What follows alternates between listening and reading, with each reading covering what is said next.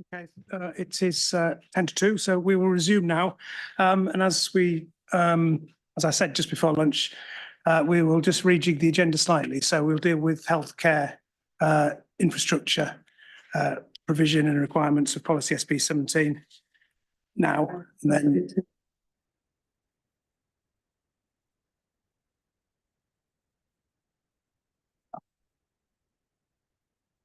who's watching YouTube?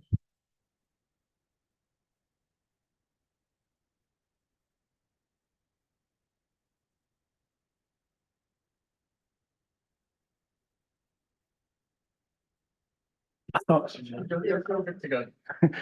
someone was talking to me then, and I realised I recognise that voice.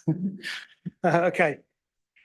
Right, so we'll deal now with issue 4.5, healthcare infrastructure provision, and then we'll look at the other community infrastructure education and the community. And then after that, we'll look at biodiversity before we look at the other green space landscape type issues. Right, so policy SP 17 as submitted requires the provision of a 450 square metre GP surgery on the site. And obviously there were representations made about that at Regulation 19. And in response to those and some, I assume, further discussions, the council has proposed a modification to that policy.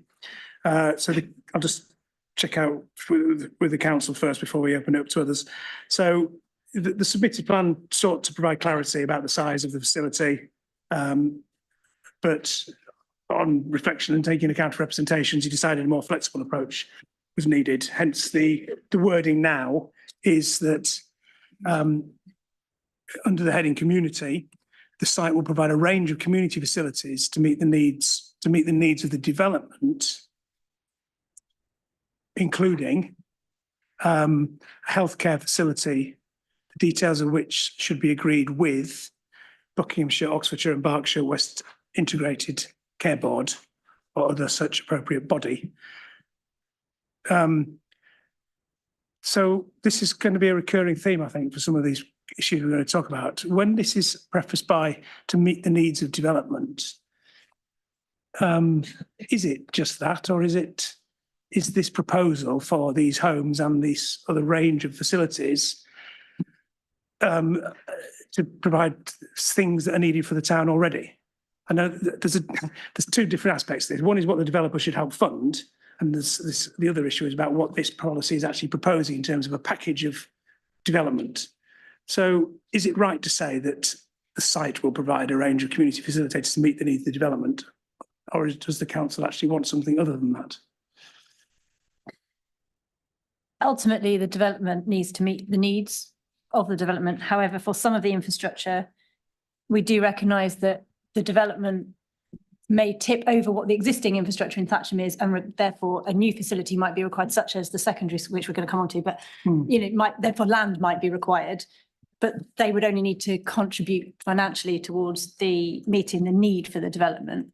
And again, similar in the healthcare facility, they only need to provide for the development. However, if actually Thatcham as a whole, and the ICB can talk more on this, if actually healthcare in Thatcham requires additional land for surgery to move or for a new facility on the site, then that would be discussion between the parties to sort of see how best to facilitate that healthcare need on the site. So I think there's a distinction, isn't there, between what the policy is requiring the developer to provide, either through land, finance, building or whatever, and what the policy is proposing in terms of an overall package of things that make it a sustainable development that meets the broader needs of the town. So, and it is proposing something more over and above than what the developer would need just for the number of homes provided. Where there is constraints on the existing, yes, where it cannot meet the need in an existing way, yes, yes, okay. It would be. So, in terms of the preface to this part of the policy, it actually says the site will provide these things, which is not requiring the developer to provide them all. And they're not just to meet the needs of the development, are they? So I think that wording is not quite right in terms of setting the... We can have another look at that. Okay. Okay, I just thought I'd deal with that because I think we're going to come back to this point, and we're also going to look at what it means in terms of the master planning process, the delivery, the phasing, and those sort of things, how things are triggered and how things are provided, and how what things are actually essential and what things aren't essential to make it a sustainable development overall. Okay, thank you. Right, so in terms of the health centre, then this may be one of those.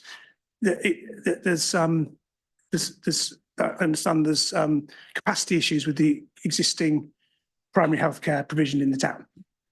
So one of the things this proposal, this development is offering is an opportunity to provide a new health centre that would meet the needs of the future residents, but also provide some additional capacity to deal with the current capacity issues. Is that right? I think the site as needs to provide for itself. There is nowhere for those residents to go. Yeah. Therefore, a facility needs to be provided. However, then there come into issues of viability of healthcare facilities and things like that. So it's a wider issue in terms of the provision required on the site because of the constraints within the existing Thatcham area. Okay, well, I'll maybe deal with that. Okay. And the process is, I'll come on to the NHS ICB in a minute, but the process in the policy it sets out a very general thing, and there's and the important point, I suppose, is that the details will be agreed with the Buckinghamshire, etc. Integrated Care Board. And the local planning authority. I mean, ultimately, you have to decide, don't you? You're the planning authority. But what you're setting out there is a process to go through with the involvement of that body. Okay, understood. Okay, that's fine. And those details. So and then you understand. I think you've said that the ICB will carry out a feasibility study, and then that will feed into this master planning process and then into the planning application. So that's understood. I'm going to ask you some detailed questions, some questions about the detailed wording suggested by the ICB, but we'll come on to that a bit later. We'll just deal with this matter of principle to start with. Okay, so I think I understand the council's position. I think, is it fair to say then, obviously the development needs to meet the needs of future residents in terms of healthcare, but it also provides an opportunity to provide a viable health centre that would actually be bigger than just needing to meet the future residents. So it'll do two things. Yeah. Yes, it provides an opportunity for that. Fine. Okay. Right. Can we just deal with this broad principle then about the sort of the capacity in the existing facilities and this opportunity that this development provides? Good afternoon, sir. Do you need me to say my name again? Is it Jeffrey? I call myself ICB then because otherwise it would take time to read our whole name. That's fine. So I mean, I just want to clarify the ICB is not the direct infrastructure provider. We are we got the delegated functions by the NHS England to as a commissioner for provide primary care service, which is GP services. So we do not have any power to own or capital stakes. So I think that has been an idea of what the ICB would be. In terms of the capacity or the existing situation of Thatcham, so after I believe it's a few years ago, NHS England published a paper saying that all the GP will form so-called a primary care network called PCNs. So Thatcham has a PCNs there covering a number of practices serving Thatcham residents. Including there's a practice called Birdwood Surgery and Thatcham Medical Practice. We consider that the existing demand based on there is a software designed by the NHS England and the Department of Health is our internal database. It shows that there is an already at capacity or overcapacity of both practices. So they will need some reconfigurations or modifications of the practices to expand the capacity to serve any new resident in the future. And Thatcham Medical Practices, which is a bit of distance from Northeast Thatcham side, so which would not be a bit more feasible. And they recently got a grant for supplemental money for elsewhere, but it's not relevant to this conversation today. So we identified there is a potential surgery, which is called Birdwood Surgery, can be relocated.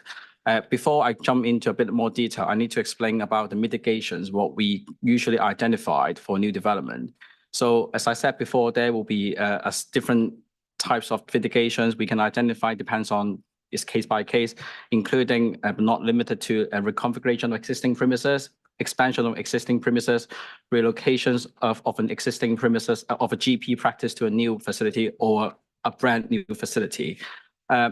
Our experience would be it will be not financially and operationally viable to run a facility if there's no new a massive increase in population. So we usually say it's 4,000 homes in North East Thatcham. No matter where the housing number will land, I know there's a discussion further on in the examination sections, where 1,500 to 2,500, it will not be feasible to support a new facility with a new GP brand new.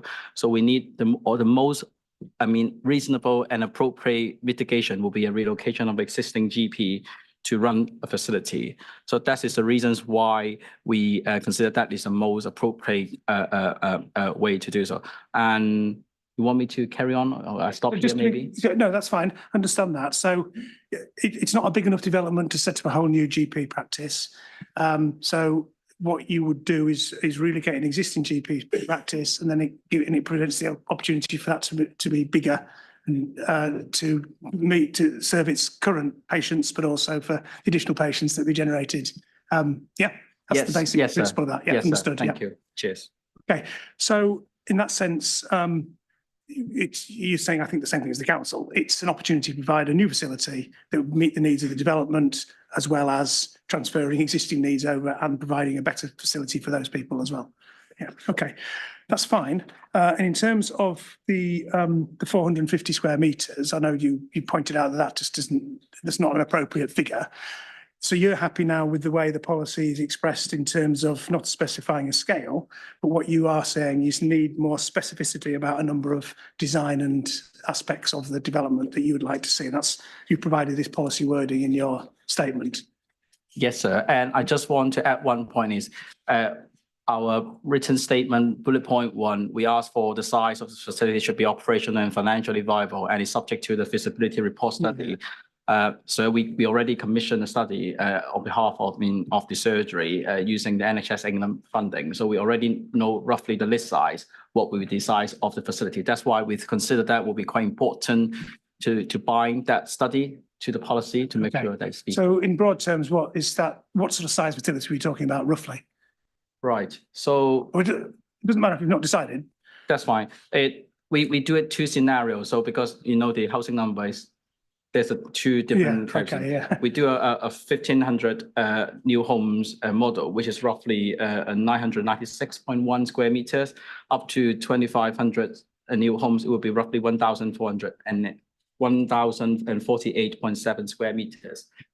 But we don't. I understand that is something details should be discussed in the application stage, not in local plan. But I think that is the reasons why I think the policy wording should bind that wording, because otherwise that will not be achievable and not be deliverable. It will happen.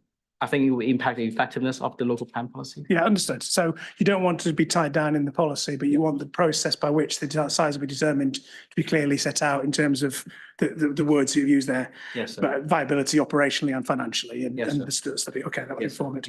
Okay, and then you've got some other requirements that I'll ask the council to respond to, but basically I'll just run through them. One is about achieving BREEAM excellence, which I think is probably covered by other policies in the plan, but okay. Complying with the Department of Health Building Note 1101 or successor documents, is that not something you could require, or if it's not in policy, does it strengthen your position in terms of getting a good quality development? It's not a statutory guidance, but it's a guidance produced by the Department of Health to setting what is the minimum size of a consultation room or examination room size would be.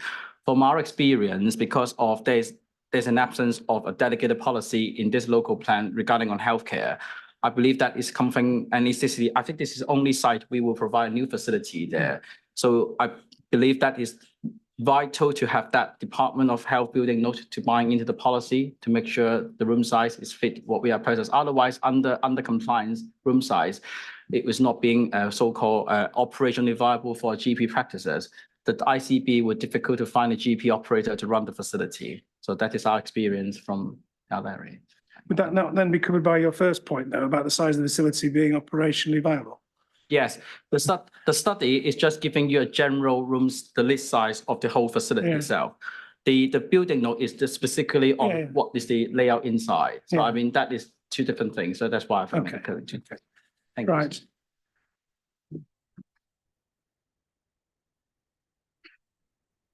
So the land to be provided and the costs of construction of the facility and associated elements to be met by the applicant, that you mean the developer of the overall developer? Yes, sir. Yeah. Okay, well, we'll come on to views about that because that seems to be asking the developer to fund something and provide something that is over and beyond what is just the element that would be required for the number of homes provided, would it not? As I said, because the facility itself, we can't just ask for a standalone facility for North East Thatcham. Yeah. It will be very expensive and there will be no GP we take intention to run. And our experience would be that scale, if just for North East Thatcham, providing that small, just because satellite site is the rent usually very high. And I'm not sure you're familiar with the system. The ICB is to reimbursing rent back to the GP. So it means that we are indirectly fund the state itself. If it's too expensive for the rent, it's not being covered. It's not viable for the ICB perspective as well. So it will be a huge issues of having that facility. Even you have a policy saying that, well, that is just for the North East Thatcham resident, but actually it's not viable to run operationally or financially. Why should the developer fund the whole thing if it's providing a facility that is for half of it or whatever roughly is you said you'd only need a whole new surgery if there were 4,000 new homes, and this is obviously less than that. So I think that is why the importance of having that relocations happen, because as I said before, we got different mitigations, and I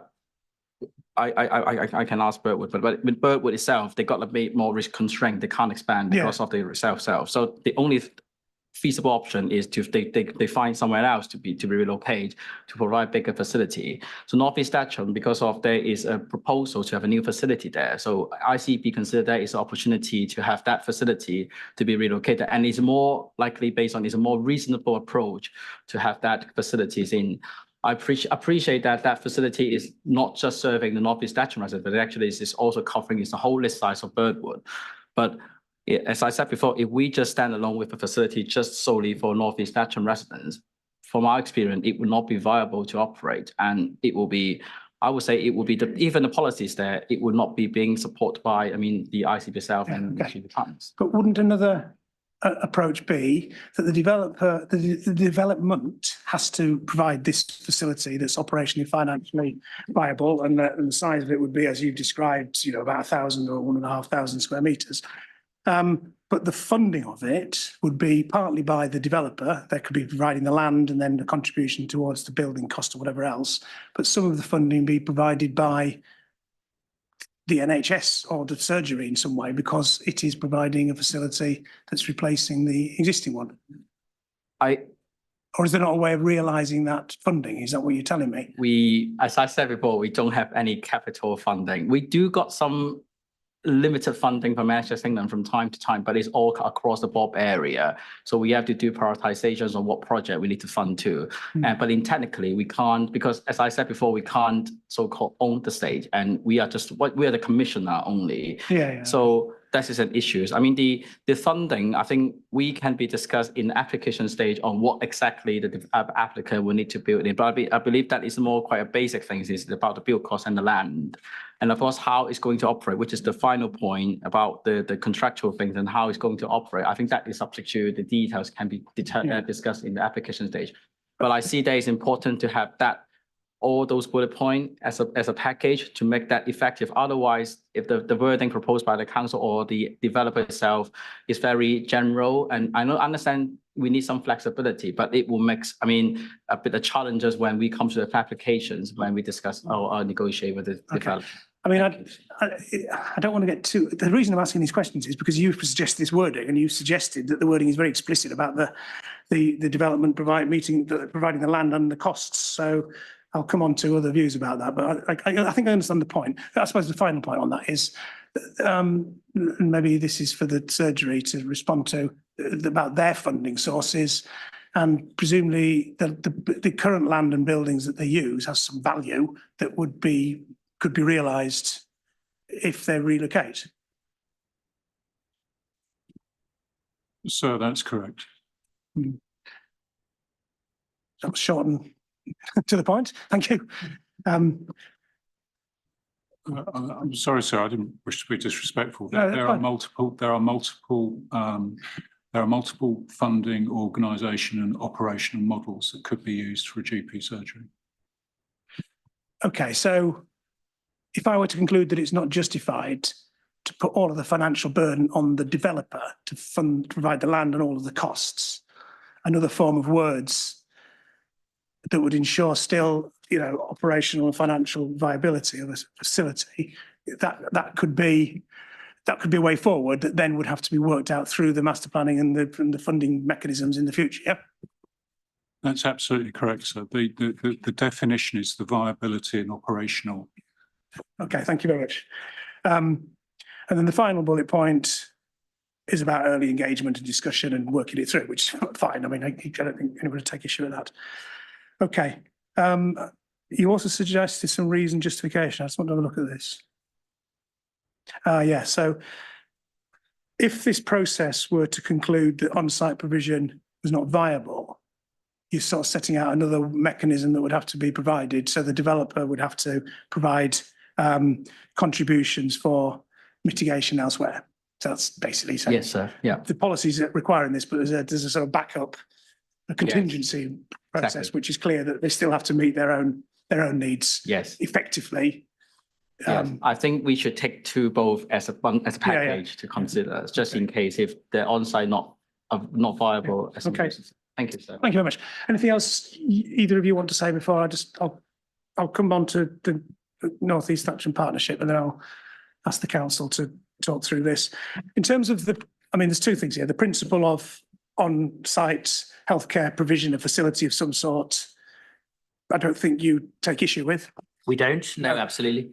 In terms of it having to be financial and operationally viable, presumably you don't take issue with that. No, we don't. And the principle of relocating existing surgery into such a facility on site. Don't take No. issue with that, no, nor do we take issue, bearing in mind what we said in the representations on Reg 19 and in our matter statement, with the wording that the council now proposes in the modification. That's fine. That degree of flexibility essentially was what we were seeking in our representations. So that's all fine. As is, sir, as it were, the overlap and the synergy, if you like, between meeting needs in a viable way on the site and, as a result, providing a facility that would meet not just the needs of North East Action development, but potentially meet or answer some of the difficulties that the practices are experiencing at the moment. In principle, those are all fine. Were you going to come on to ask about the details? I was good because that's the other point. I think that you may as well talk through the detail, because that's where, you've seen the exchange I've had, and absolutely, it's reflecting the concerns you would raise. Yes, I think because this is an opportunity, I think that word that you use, sir, is the right word to use, to, as it were, kill two birds with one stone, not just meet the needs of the scheme, but also achieve a better outcome overall. The principle's not in dispute. The land would be made available, obviously, as part of the North East Action scheme. In terms of how much more funding would be forthcoming from the development, I think that's going to be a matter for the application stage.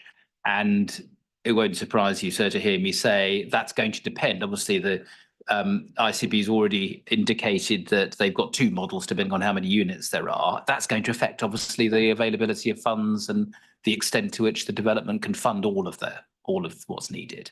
So that's another matter that goes to the numbers point. Yeah. Okay. So a prescriptive policy is suggested. You'll have seen the suggested wording, presumably. Yes. That says the land to be provided and the costs of construction of the facility to be met by the applicant. You would not agree with. It's the second part of that. Land fine. Yeah. The costs would have to depend, obviously, on what the overall shape of the allocation was in the end. Yeah. Okay. Thank you. Okay. In terms of any other aspects of that suggested policy, about the first bullet point about operational financial viability, BREEAM excellence, and then this compliance with this Department of Health building note, any points you wish to make about any of those things? No, we're fine. You're happy with that? Absolutely. So the only issue in the suggested wording from the ICB is about the costs. It is, and again, not in principle, but just scale Yeah, and the scale of it. absolutely. Yeah, okay. No, that's helpful, thank you. And the backup, the contingency that if, for whatever reason, there can't be agreement reached about a viable, financially and operationally viable facility on site, a financial contribution to meet the needs, the additional needs from the development. That would have to be right, I think, anyway, on the application. If that point, strictly speaking, relates to the needs of the North East Action development, then they'd have to be mitigated one way or the other, on site or off site. So can't possibly object to that. No, okay. But practically, there may be difficulties in this achieving that, given the constraints there are on the existing surgery as described. So yeah, quite. And if it's constrained on in terms of land ownership, and if what we're going for or what they're going for in the end is BREEAM excellent, those things I think combine to increase the difficulty, which is why we see the site as an opportunity to try and sort all this out. okay, thank you. That's helpful. Okay, council, any points about what you've heard there? We are happy to consider a modification along those lines of what's in the ICB statement. I think we would agree over the funding and wording we've got in terms of the education is that it's envisaged that will require land, but the build costs would be, proportionate to the number of dwellings on the site. That something like that might be more appropriate, to be a bit clearer. In terms of BREEAM excellent, that's already required in the policy under the energy sustainability section. So I wouldn't necessarily think that would be required, but we're happy to go away and in negotiation with the ICB discuss what might be an appropriate modification to that policy, just to sort of set that out a bit more clearly. Okay, that's fine. And I think as the surgery manager described that that there are different ways such a facility could be funded. It's not, I don't think it's totally dependent on what you're telling me. I think it isn't totally reliant on the developer to fund it all. But obviously we'll come back to, I'll ask you now as a matter of principle, when we come to the phasing and the structure of the policy and how it actually triggers things, presumably the council wishes to avoid a situation whereby it gives permission for lots of houses and doesn't have mechanisms in place to ensure that these other things that make it a sustainable development overall are actually delivered. So there would have to be some controls within the planning application process to deal with that. Yes, that's correct. This facility could be one of those. I think it would be. I think all that list of infrastructure would have specific points at which it was required. Yeah. Okay. Right. Okay. Well, we'll come back to that when we look at the way the policy is written and the phasing. So, okay, let's take some views from others. Bucklebury Parish Council. Thank you, sir. Just on following on actually directly from that point, the policy SP 17 says in its opening paragraph, the provision of all infrastructure services, open spaces and facilities will be timely and coordinated. So I think, to be fair, from what we've heard today, I think that there is clearly some coordination that can take place there. And I'm not going to take issue with that. I think it is very much, if you were to find this plan sound and if policy SP 17 was to come in, it's about the timely delivery of that. Now, you've heard from the NHS that the existing Burntwood surgery is over capacity at the moment, and therefore one dwelling would have an impact on that. So I think that want to put down a real note to you, sir, when we're looking at that delivery, that's got to come at the very start of the process, and there clearly is the will for coordination, but that really would need to be expedited quickly to get to that point. Because the needs would be generated as soon as people move into these. Straight away, yeah. So we need the buses early and we need the healthcare provision early. Right, Thatcham Town Council. Thank you, sir. So I have what might appear detail. By way of explanation, my professional background is technical standards writing. And therefore I look at the particular form of words, and the word will and the word is absolutely forbidden in technical standards writing because it has multiple meanings. It can either imply mandation or something predicted for the future without any particular expectation. And the word should indicates it's something that's desirable but not mandatory. So it may be that the language in planning is interpreted differently. But my worry about the wording, and it's quite extensive, if not endemic throughout the whole document, is the word should is to what would be the consequence if, for example, this particular agreement was not reached. Would the development proceed in any case? The word that I would use is shall. Or must. Shall is used in standards, must is used is preferred in legislation, but should does not imply that it will necessarily happen. Thank you, sir.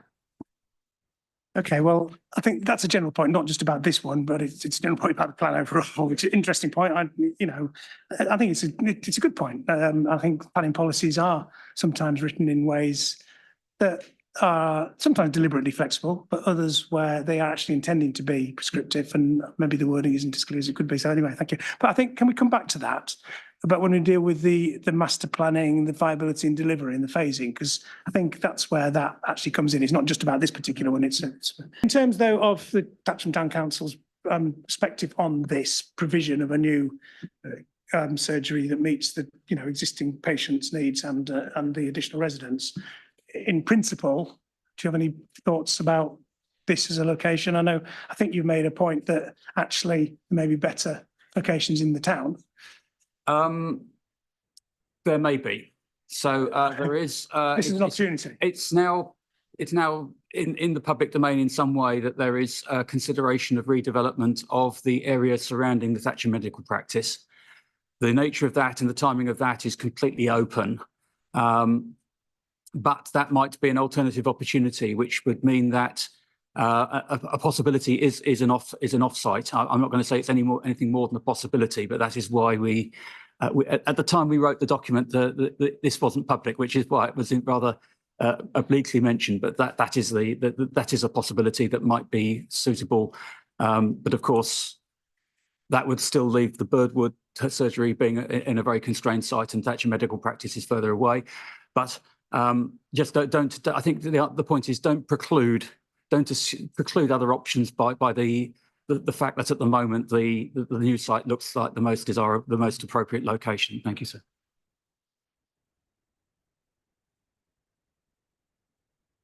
In terms of the way this policy is structured and the reason justification that it has a contingency about making provision elsewhere, that is sufficient. I mean, it talks about feasibility study, which presumably would pick up those sort of issues about other opportunities if they were.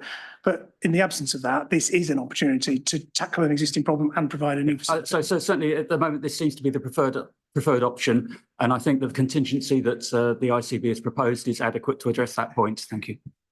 Right, thank you. Any other comments on healthcare? Any final points you want to say from the NHS ICB point of view or the Birdwood surgery point of view? No. Okay. So I think there was a suggestion that, and I'll set this out, but I think I agree with it, that there needs to be a bit of tweaking of the policy that you had put forward. But in principle, I think each of the aspects that it covers are okay. Whether the policy can state it must comply with this Department of Health note, I'm not totally convinced about, but I think we'll just have a look at that. But the main issue is about what it says about the costs of construction and provision of land and the clarity around that. So I'll leave you with that to talk to relevant other parties. In which case we can move on from healthcare, unless making sure I'm not missing anything. This is the opportunity. No. Thank you for the opportunity, sir. Okay, thanks very much for your contribution. So feel free to leave now. We'll just have a pause for a couple of minutes. We don't actually break, but if you wish to, and thank you for your patience sitting there all morning. But we've hopefully dealt with it in a way that suits you.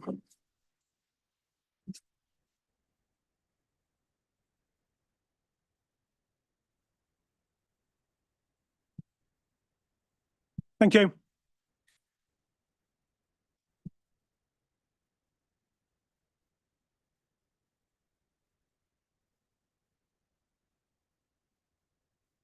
So if we skip back to issue 4.4, this was education infrastructure, and the policy SP17 refers to 3 early years provision, primary school and secondary school provision on site. The wording has been amended or suggested to be modified to to clarify each of those elements. Early years provision to be on site, which wasn't that clear before. Primary school, not to specify the size, but to make clear it's on site, and land to be provided, bill cost to be met by the applicant, and the secondary school to be provisioned on site with associated sports and infrastructure requirements for the school. The nature and cost of the provision to be informed by a feasibility study prepared in collaboration with the council and local stakeholders. Okay, so the early years provision on site and the primary school would be of a scale to meet the future residents, is that right? That's correct, yes. Yeah.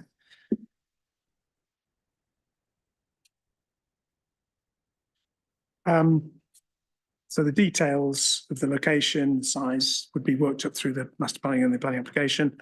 And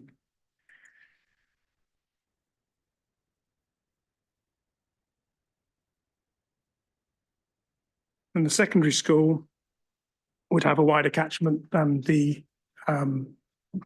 future residents. So what's the minimum size for a secondary school, roughly? Do we know? Don't know, I can find out. Okay, but this would be significantly larger than serving just the, what, broadly, how much bigger than, how many more people would be coming to this facility than are going to live there, insofar as anyone can control these things because of catchments. But I think in terms of the secondary school, our education colleagues are clear that at the moment, the site, there's no spare capacity in the secondary school in Thatcham, so in a similar situation to the healthcare facility. So therefore there needs to be additional provision for secondary, but what that looks like will be determined by this feasibility study. It's anticipated the development, which is 1,500 dwellings, generates 253 age 11 to 16 pupils and 51 sixth form pupils. And they obviously need somewhere to go to school. And there are opportunities as of part of this that a new school could be provided, but again, in a similar way, it would meet a bigger problem with secondary education in Thatcham in terms of the current secondary school in Thatcham is at capacity. So it provides an opportunity to do something maybe differently or consider other options, and that will be determined by the feasibility study. And we don't want to predetermine what that feasibility study will consider as the best option for Thatcham. Yeah. But 250 11 to 16-year-olds, that's 50 in each year group. So that's only 2 classrooms for each year group. So that would be a small secondary school. It would, but I think the opportunity to have a bigger school, because the current school is oversubscribed, and some children from Thatcham have to travel out of Thatcham for secondary school provision. So it would provide an opportunity for a different way of dealing with secondary school provision in Thatcham. Yeah. So it would appear from what you just said, and what do you think about as a typical secondary school, it would be significantly larger than just meeting the needs of the residents. That's correct, yeah. Yeah, but you don't know whether it would be 4, 5, 6 classes per year group, but it wouldn't be 2. No, it would need to be, significantly bigger than that. Yeah, significantly larger, we can say, without being any more prescriptive. Yeah, okay. Yeah, okay. Thatcham Town Council. Thank you. So could I draw your attention to Appendix 5 of our Regulation 19 consultation, which is the West Berkshire Council School Places Plan of 2010, which, as far as I could tell at the time that we submitted, was still in force and appears still to be in general terms valid. And Appendix 6, which is the Department for Education Guide, a guide to mainstream free school revenue funding 2022 to 2023. So that is specifically dealing with free schools, but it contains a description about the viable size of schools.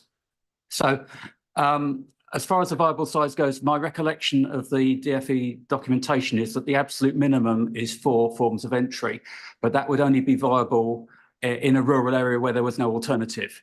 And of course, we're talking about something which is immediately adjacent to the Kennett School, which is much larger and would need to be an attractive comparison.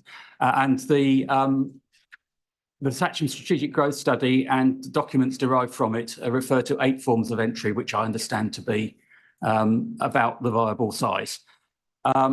So I spoke with the chief executive of the Equinox Trust last week, The Kennet School was built for a capacity of 1,200. It is now has a net capacity of 1,890 and a current roll, as of last week, a roll call of 1,891. There is no land on site for any expansion whatsoever. So I would draw your attention to paragraph 4.86 of the Thatcher Strategic Growth Study. And that paragraph is talking about alternatives for secondary provision based on the site. And one of the options is a second sixth form centre, a sixth form centre, which will be associated with an existing school. And that would allow the overall education capacity to increase without requiring a new school. And I understand that that would be in principle attractive to the trust.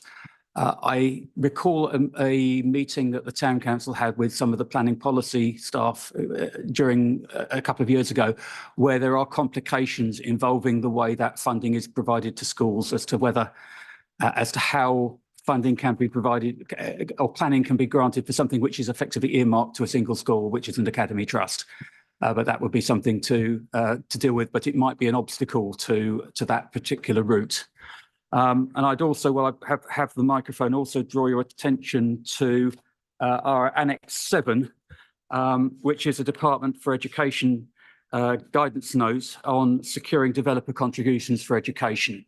And it appeared to be that one of the ways that this would be done by using the policy map to designate land for that purpose, which that was my understanding of it, but I just draw your attention to that document, which may help in finding a way forward. So I think that probably at the moment is those comments. I might come back on more details later on. Thank you. Okay. You've got some ideas about way things could be done, which is fine. What this policy is proposing is on-site provision of early years and primary school to meet the needs of the future residents, and a secondary school that would meet the needs of the future residents and some additional existing population as well.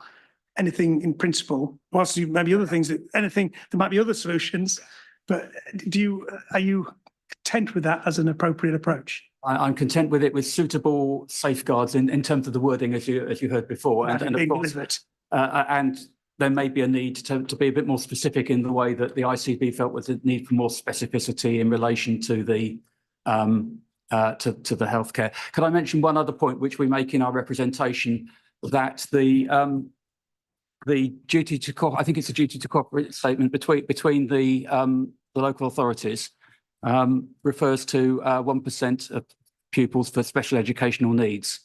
I need to find out exactly where that was, but this is in a joint document of the local authorities of Berkshire about their shared needs, and it has that statistic for special educational needs, which is not transferred into this policy. I don't know if it needs to be, but it is mentioned there as a requirement overall in that Berkshire policy. And if you in a minute, I might be able to give you the specific reference. Okay, thank you. Bucklebury Parish Council. Thank you, sir. Just some brief points. Just on the early years provision, the modification is to place that on site. Just contrasting that with the primary school, it's unclear of how that's to be provided by the developer, whether that's land and or the build costs of that as well. I think that's key for kind of viability and deliverability of that. And then, yes, going over on the council's matter statement, they quite rightly reference the IDP, which states education provision of all types will need to be in place to meet the demand created by the development. Following on from Mr. Pike's comments, that includes SEN. It's a very important part of education.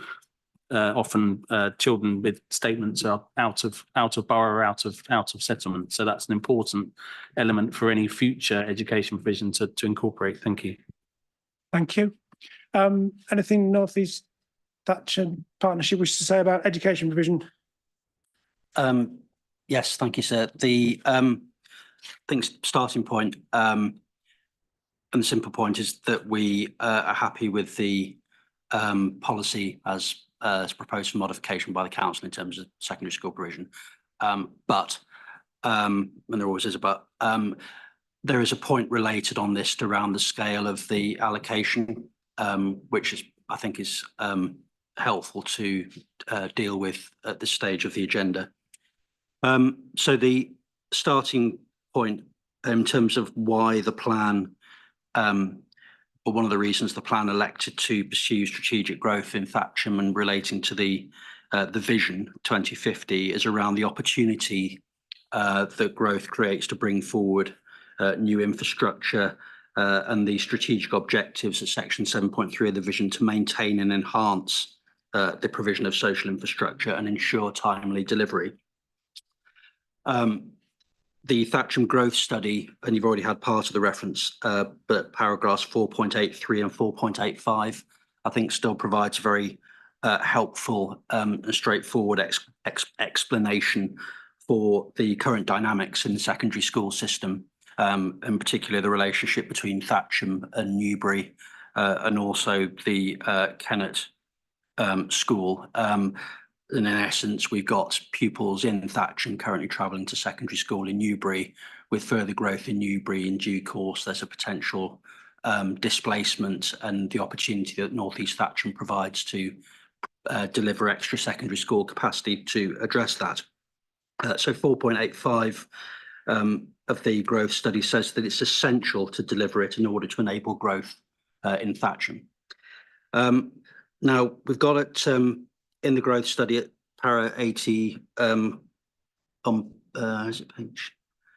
Yeah, we've got the table on page 87 that actually refers to a six to eight form secondary school. So just provide a bit of a range there. And I think a sort of 6 form of entry, as I understand it from previous discussions, is the sort of minimum sensible size one might have. And it includes a reference to it being half funded by developer contribution. So the evidence base for the plan based on 2,500 houses is to half fund that secondary school. And the cost given for the secondary school in the Thatcham growth study is 26.4 million. And obviously that's a few years old, so some of those costs might have changed, but we sort of hold that number. When we come to the SA at Appendix 4 in Table 2.3, when it deals with the quantum of development, it effectively concludes that development at 1,500 homes may not allow for supporting larger infrastructure projects to deliver that infrastructure need. So it's sort of saying explicitly that that's a risk, I suppose, is how you might capture that at 1,500 homes, whereas at 2,500, taking the growth study, one would assume it could be delivered. And the reasons for that are pretty straightforward. So we've looked at the pupil generation at 1,500, then at 2,000, and then at 2,500, just to sort of give an indication of how things build up. And we've also looked at what a benchmark financial contribution might be based on both what's been provided at the Sandalford Secretary of State decision, Section 106 agreement, and also a kind of DFE ready reckoner. So at 1,500 homes, you get about 255 pupils. This is all secondary school. So it's less than a 2 form of entry. Between 30 to 40,000 pounds per pupil, which is the Sandalford DFE benchmark, you get about 8 to 10 million pounds of contributions, which is effectively 30 to 40% of the probably slightly out of date cost that the Thatcham growth study had. At 2,000, the equivalent numbers are 340 pupils, 1.6 form of entry, 10.7 to 14.5 million, which is 41 to 55% of the Thatcham growth study cost. But at 2,500, it's 425 pupils, 2 forms of entry, as we heard earlier, 13.5 to 18 million pounds. So 51 to 68.7 of the Thatcham growth study cost. So we can clearly see that the evidence base that advocated the strategy for Thatcham was predicated on a working assumption that the funding was around about half to give the confidence that the secondary provision could be delivered. And it's broadly that scale of development that needs to be in the allocation to deliver that. We've got, obviously, in the policy, the reference to the feasibility study, which is fine, and that can look at what the requirements and the options and so on are, and that may well indeed, involve looking at implications for Kennett School and so on, but there may be other implications as well. But the crucial point we come back to is there's no evidence to establish how the secondary school requirements will be delivered at 1,500 consistent with the evidence base, but the council's own admission in the SEA is that it may not be able to support that. And so it's clear why fundamentally the number of pupils that are generated by the development is quite significant in the effectiveness of the strategy. Just very finally, that it comes to the sort of so what question, and the so what question is fundamentally around soundness. So we know that the spatial strategy for the local plan is a clear strategy for growth in Thatcham to deliver its regeneration and improve the provision of services and facilities. So that's the golden thread, if you like, of the strategy, and therefore the allocations that flow from that strategy need to support that.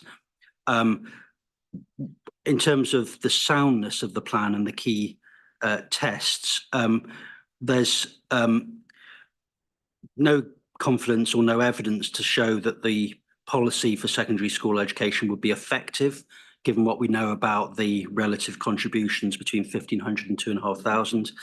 It wouldn't be consistent with national policy either at 1,500. So just a couple of references from the framework. Para 73 talks about, if I just get that in front of me, large scale development being supported by necessary infrastructure and facilities, and the requirement to consider, this is at point A, the opportunities presented by existing or planned investment in infrastructure, the area's economic potential and scope for gains, considering ensuring that the size and location will support a sustainable community, and considering opportunities presented by planned infrastructure. And then at para 124, we've got that which relates to making effective use of land. If I just get that in front of me, where says planning policies and decisions should support development and make efficient use of land, taking into account the availability and capacity of infrastructure and services, both existing and proposed, as well as their potential for further improvement.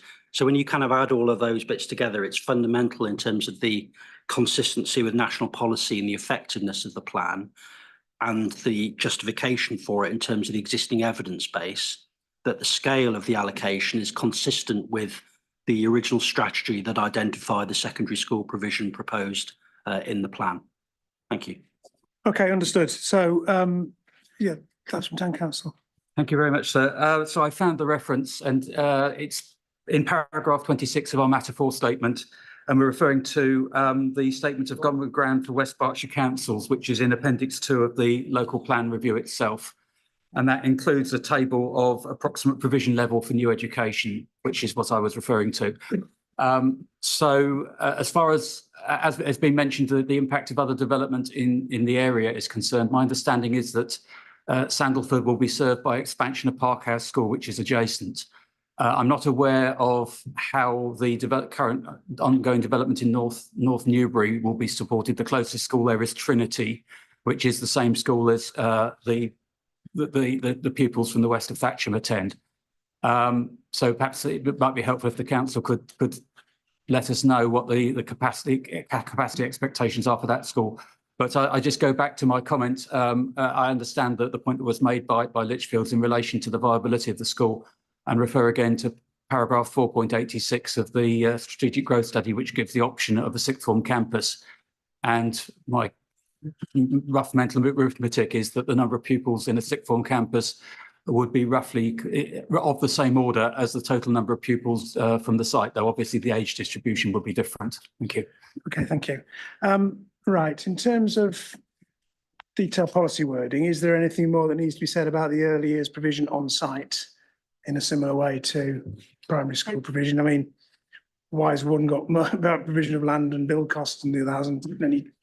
No, we can look at that. Okay. We could even combine it into one bullet point that talks about early years and primary school provision, if that would be preferable, but we can take that away and have a look Yeah, at okay. the wording, either two bullet points that say effectively the same thing or one bullet point that talks about both. It doesn't really matter, but would No. they be likely to be in the same building? So it could be, so early years provision quite often involves is a nursery class Yeah. within the primary school. So that's one option that could be considered. But again, it would be sort of depend on what was around and what details were there at the planning application stage. But it's my understanding the Education Authority would envisage a nursery class within the primary school as part of that provision. Okay, anyway, so in terms of the policy requirement from the council's point of view, it's exactly the same, that the development would provide the land and the funding for the building.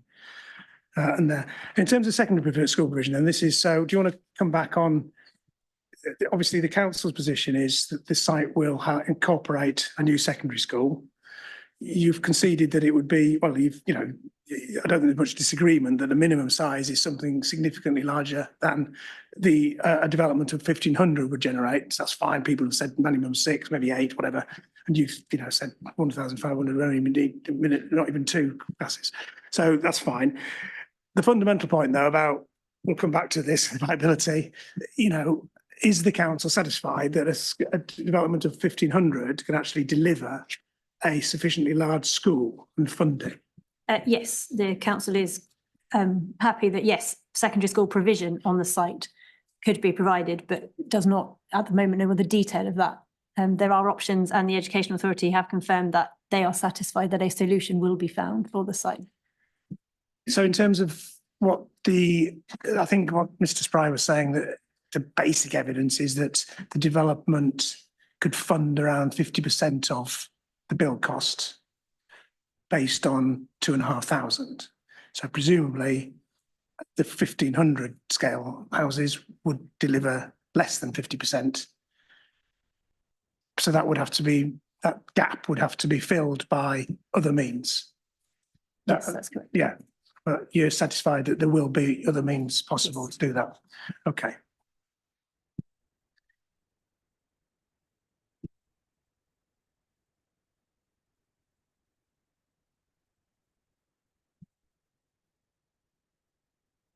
In terms of the timing again, those funds, I mean, I said right at the beginning, it is not an expectation that all funding is going to be secured or identified in detail, but in terms of the potential funding sources and when they would be likely to be or could potentially be available, you must have given this some thought if you're telling me quite clearly that your council's satisfied that it's achievable. What are the sort of, in broad terms, what would be the process? I'm not, the information I've got has come from our colleagues in the education team, so I'm not aware of the specific details, but if you would like us to go back and get them to comment, then we can do that. Leave it for now, another thing, but basically what you're saying is it was always premised on other funding being necessary to build this school that's going to meet a scale of development and bigger than it was ever planned. And the council's aware that having reduced the scale of the number of homes from 2,500 to 1,500, there's a bigger gap that would need to be funded. Okay. Right. Okay. We'll leave it at that for now. Thatcham Town Council. Thank you very much, sir. I'd invite you to consider and West Berkshire Council whether there needs to be a reference to special educational needs, which is probably going to be off-site and therefore expansion of existing facility rather than new one, and therefore probably be a different bullet to the one for primary and early years. And if the council's looking at the investigation, I'd be grateful if they could look at the question of whether an additional campus is consistent with the DFE guidance on rules on how funding is granted to academies. Thank you. If you've got points you want to make to me, like you've talked about an alternative off-site campus and things. Does the plan need to say anything about special educational needs? It's not necessary to, the policy refers to what is actually needed on the site. SEN would be dealt with through a financial contribution based on, there's a formula that is given. So it would be required as part of the general negotiation, but it's not, we don't consider it required in the policy. Bucklebury Parish Council. Thank you. So just a brief point, I think it goes back to the same point before on the requirement in SP 17 for infrastructure to be timely and coordinated.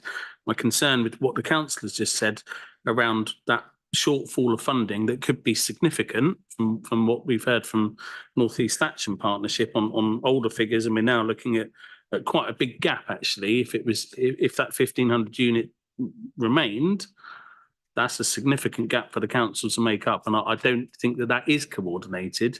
And equally, when you look at the wording of the policy in terms of the feasibility study and that coming through at application stage, I think that leaves a lot uncoordinated within this policy wording around delivery of timely infrastructure. Understood. And I say we'll come back to this overall approach to bringing it all together. North East Thatcham Partnership. Yeah, apologies, I'm maybe a planning pedant, but the test of soundness it's got to be based on proportionate evidence. And what you've heard from the council is essentially an assertion that they think it's going to be all right.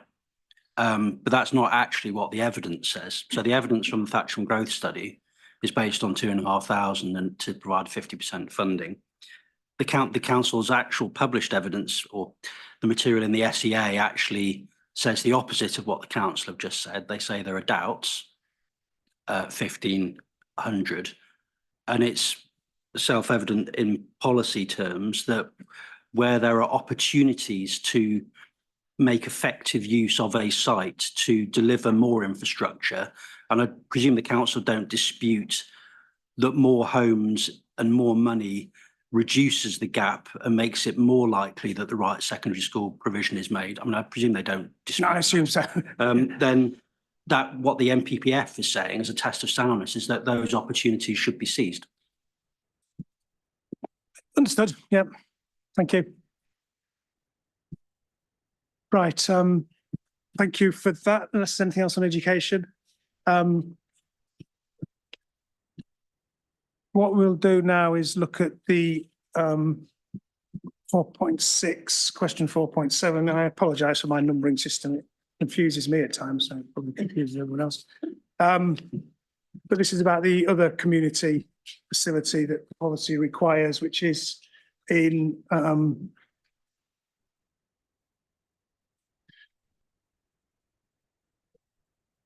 lost it now. And then, yes, an community indoor facility. So as originally submitted, it was a specified size of 1,200 square metres. Sport and community uses for a variety of room sizes. So again, the specific size reference has been deleted and the use classes have been deleted, but it's still a requirement for on-site provision. Second.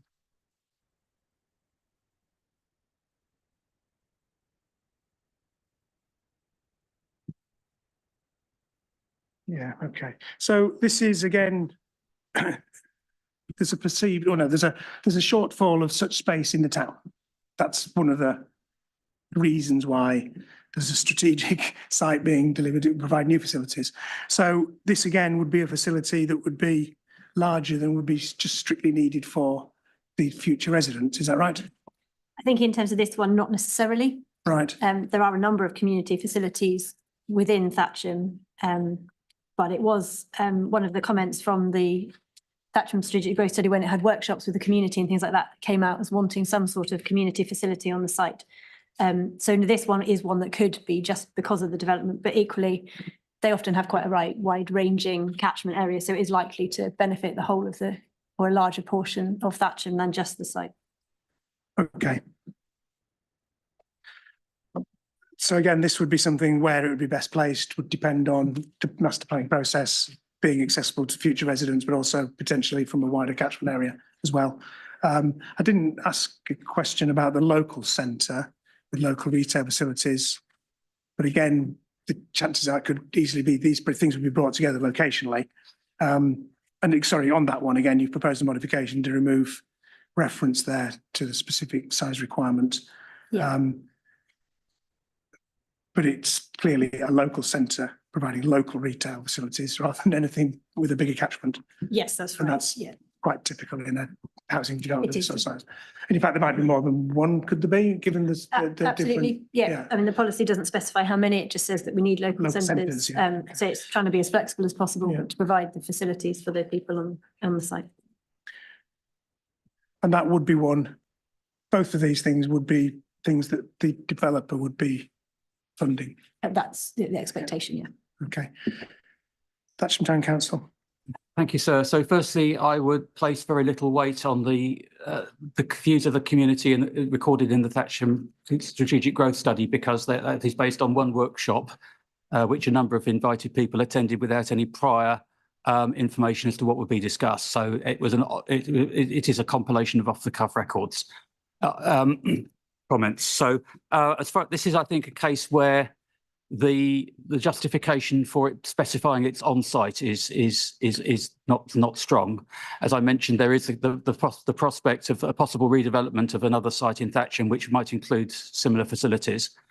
Also, there's a possibility of facilities being combined with the school if it's designed well. So perhaps it may well, and certainly there is adequate provision of certain community facilities within Thatcham already. So without knowing what is being described in terms of halls, it's not clear whether that needs to be on site. So if it is possible, I think it would be appropriate to leave the option that an equivalent provision off-site would also be acceptable if a suitable opportunity arises. Thank you. Do you object to this policy proposing a community centre on site? I think the point is that it may not be, without knowing what it is, it's not clear that it's going to be sound because it may be provision that is duplicating what's already available, and it also may not be the most effective because there may be larger developments for which a contribution would be more effective in providing facilities for the community as a whole. The problem with lots of small facilities is that they have a limited range of uses. So, and I say, if you combine, it might well be a facility that is combined with the school, in which case you could get perhaps a decent performance space, which we lack. But if you're talking about a parish hall type facility, we have quite a few already, and there wouldn't necessarily be a need for another of those. But this is the problem. The statement is so vague as it stands. We don't know what is on offer, and we would like the option for if a better alternative is a contribution to a larger offsite facility or combination with the school, that should be a possibility not precluded by the wording of the plan or the policy. Thank you, sir. Well, the policy doesn't preclude it being combined with one of the other facilities on the site, does it? The school or the local centre or whatever else. But it would preclude it being a contribution being made to a much larger facility, for example, in the town centre, close to the where Thatcham Medical Practice is now, what Brownsfield Road is loosely. I mean, I suppose it doesn't, the policy suggesting on-site or requiring on-site provision, but if when it came to the timing of this master planning process, it became apparent that there was another scheme that was available and that it could meet the needs, presumably that it could be dealt with in that way. I mean, unless there's something specific that it could link to now, I don't really see what's wrong with this wording. So thank you. So you're more familiar with the way that plans are interpreted at the time. I say with my standards background, I prefer the wording to be clearly understood at the present time rather than it's difficult to explain, for example, to residents that this wording might mean something different in the future if the opportunity arose. But I'll leave it to you to as to whether it fulfills the requirements of planning policy. Thank you. But you wouldn't want it to. I don't see how it could be expressed in terms of such a facility should be provided off-site. No. I would add, in this case, you want flexibility, but flexibility. Some words like, for example, or equivalent off-site provision. Okay. Thank you.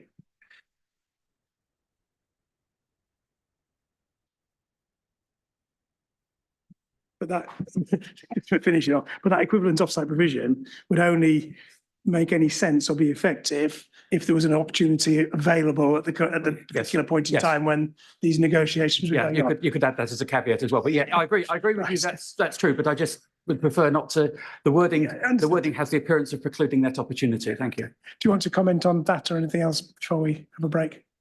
I don't think we've got anything else to add, sir. No, okay. Right, so I'll have a think about that.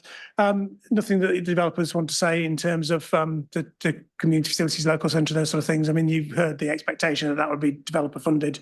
No. The, what we say in our matter statement has been superseded by the modification with which we agree. Yeah, in terms of the scale and specificity. Okay, thank you. Right, it's 3 o'clock, so we'll have a break now for just under 20 minutes. We'll resume at 3:20 if we could. And I think at request from Bucklebury and the consultant from the ecology, I've forgotten the name, we'll deal with biodiversity specifically next, and then we'll look at the landscape and green infrastructure issues as well. Where we go after that on the rest of the agenda today, I'll decide once we've dealt with those two things. So let's break now. If we resume at 3:20, please.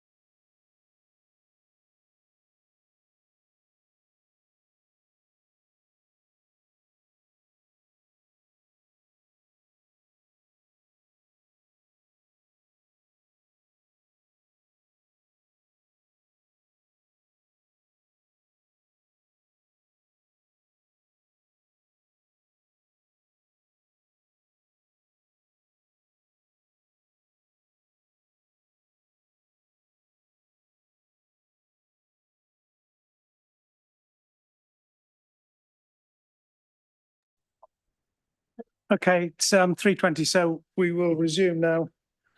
If we could please, so at the Bucklebury Parish Council's request, we will deal with biodiversity next, and then I'll look at the other issues around landscape and green infrastructure, etc. So in terms of biodiversity, issue 4.12,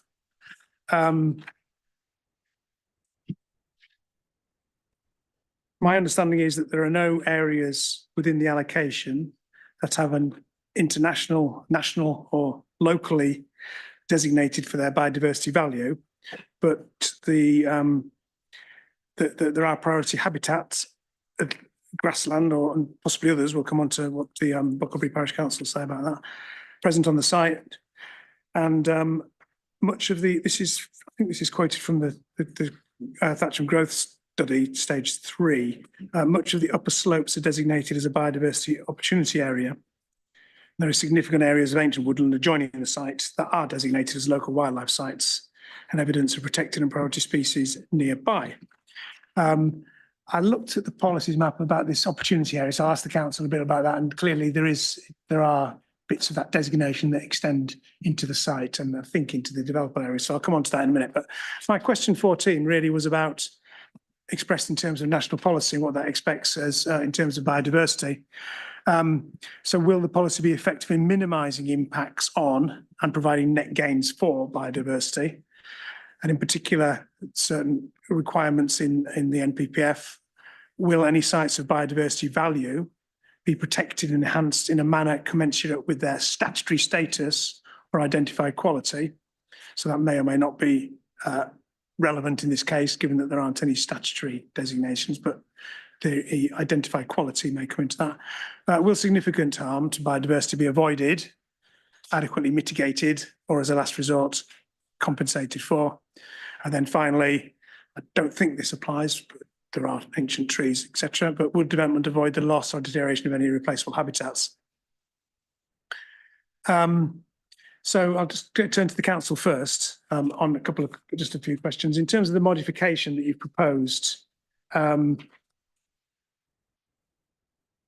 it refers to development proposals that will be supported by a biodiversity strategy, which will set out a number of things, which were broadly the things that were in the submitted plan, just slightly tweaked in terms of the way it's expressed.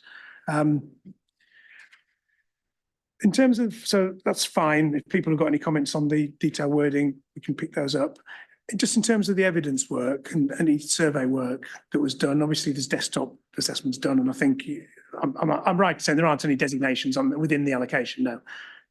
Yeah, that's correct. But there are some local designations adjoining the site, and that's the ancient woodlands, essentially. Yeah. Fine. So was any survey work carried out to look at the presence of any priority or particular habitat species within the site? And it's all been done as a desktop study. Put your microphone a bit closer. Oh, sorry, yeah. It's my understanding, no, it was done as a desktop study. There was some sort of more general work done that identified there could be potential for species on the site, but that doesn't stop the development taking place, and that adequate mitigation could be provided on the site at the planning application stage. That's when those detailed survey work would take place. Okay, so the lack of the desktop assessment, what the council knows about the site and its surroundings, didn't preclude the principle of development, but then becomes a matter of doing any detailed survey work at the master planning and application stage. Yes, that's to address those particular things. Okay, fine. So in terms of the parish council, Bucklebury Parish Council did submit with its Reg 19 representation a preliminary ecology appraisal, which is a level of work that is set out in the Institute's guidelines, I think, doesn't it? It specifies what the purpose of a PAA can be and the sort of nature that involves. So you can talk about that in a minute, but you'll have seen that. I assume that you've had a look at that. One of the things it identifies, well, it identified protected and notable species on and around the site, but also suggests that the ancient woodland, the SSSIs, the local wildlife sites, SSSIs, nearby, mean that there's a sort of ecologically linked area which includes the site itself, and that you could affect routes and flight paths of protected species and things. So, I mean, two basic points. Does that preliminary ecology appraisal reveal anything to the council that it didn't already know? And secondly, are you still satisfied that the policies in the plan would adequately address those issues? Yeah, it hasn't raised anything we weren't already aware of. And no, we're still content that mitigation measures can be put into place where they're required. And the policy allows for, green routes through the development and things like that, which are required to link to other habitats. In terms of the, thank you, yeah, in terms of the, this biodiversity opportunity area, that on the policies map that's shown, and it's a broad designation that covers existing wildlife sites, SSSIs, but intervening land, etc. And it sort of comes down beyond the woodland, and sort of the designation doesn't actually have a line to define it. It's a hatched area. I suppose that may be deliberately general. But anyway, leaving aside how that was actually mapped out, well, maybe you could explain how it was mapped out, but is there a policy in the plan that relates to that area? Yes, there is. So policy SP11 and paragraph 5.89 of the supporting text sets out what the biodiversity opportunity areas are. They're not statutory designations, and they're not a constraint on development. They're areas where biodiversity improvements are likely to have the most beneficial results at a strategic scale. They're actually set out also in the core strategy under policy CS 17 and paragraph 5.121 of the supporting text.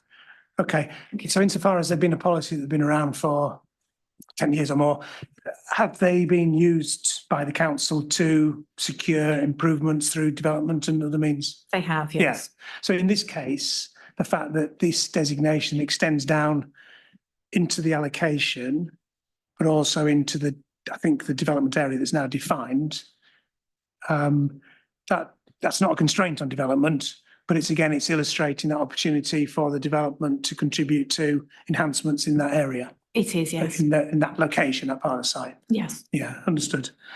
Fine. And the mapping, when was the mapping done? Does that go back to the core strategy? It does, yes. Okay. Right, interesting. So the fact that it's a broad correlation, but it does encroach down into the developable area, I think, to some degree. They were done at different times for different purposes. Yeah. Yes. As you say, there's not a line there that is drawn that says you can't develop on that land. No, that's right. Okay, understood. Right, thank you. In terms of biodiversity net gain, obviously this is a statutory requirement now that has to be achieved. It can be achieved in a number of ways, which I don't need to go into the detail, but the North East Thatcham Partnership say that at least 10% biodiversity net gain can be achieved on site. It's not really, but the scale of it and the nature of it means that you can achieve it on site. Presumably that's within the red line of the allocation, including the areas that are beyond the development areas. Then they're nodding here. So the council agrees that you would agree with that analysis. It's not going to be one of these cases where you're going to have to get a financial contribution and whatever mechanisms to deliver Yes. Yeah, clear opportunity on the site. And again, that's within the red line area, not the developable area necessarily. It's the red line area. Yes, that's correct. And in terms, finally, questions for now, the policy requires a site-wide biodiversity management plan. What would that broadly entail? That's about future. This is about the landscaping having been provided, and this is a long-term sort of maintenance management plan of it. Yes, that's correct, and it also includes would include the management of the area identified as green infrastructure buffer, and how that would be managed and looked after and things. So it includes any of the sort of biodiversity landscaping things that are on the site and how they would be managed in perpetuity. And that's a tool that the council's used elsewhere, and it would be provided by the developer and funded by the developer, and there would be the mechanisms in place to. Yeah. Okay, thank you. Right, I've not got any more questions to the council. Let's go over to Bucklebury Parish Council. Anything you want to say in terms of what your preliminary ecology appraisal says. I mean, I've summarised what, I read it and I've summarised what you've found. I mean, I suppose that you've identified a number of things, priority and notable habitats on and around the site, and this sort of the role that the site plays as part of an ecological link between different areas. Are they the key aspects? Yes, thank you, sir. So just to say again, my name is Paul Gorriott. I'm a chartered ecologist at the Chartered Institute of Ecology and Environmental Management. I'm the director of a company called Nature Bureau, which does biodiversity consulting for governments, local authorities, European Commission. It's based in Newbury and has been for the last 30 years, so we know the local area quite well. So far as the report that you've read, I want to make it clear that that was done at the commission by Bucklebury Parish Council, but it's extremely limited in its scope. It basically involved a one-day walkover and only on the public footpaths because we didn't have landowner permission to go elsewhere.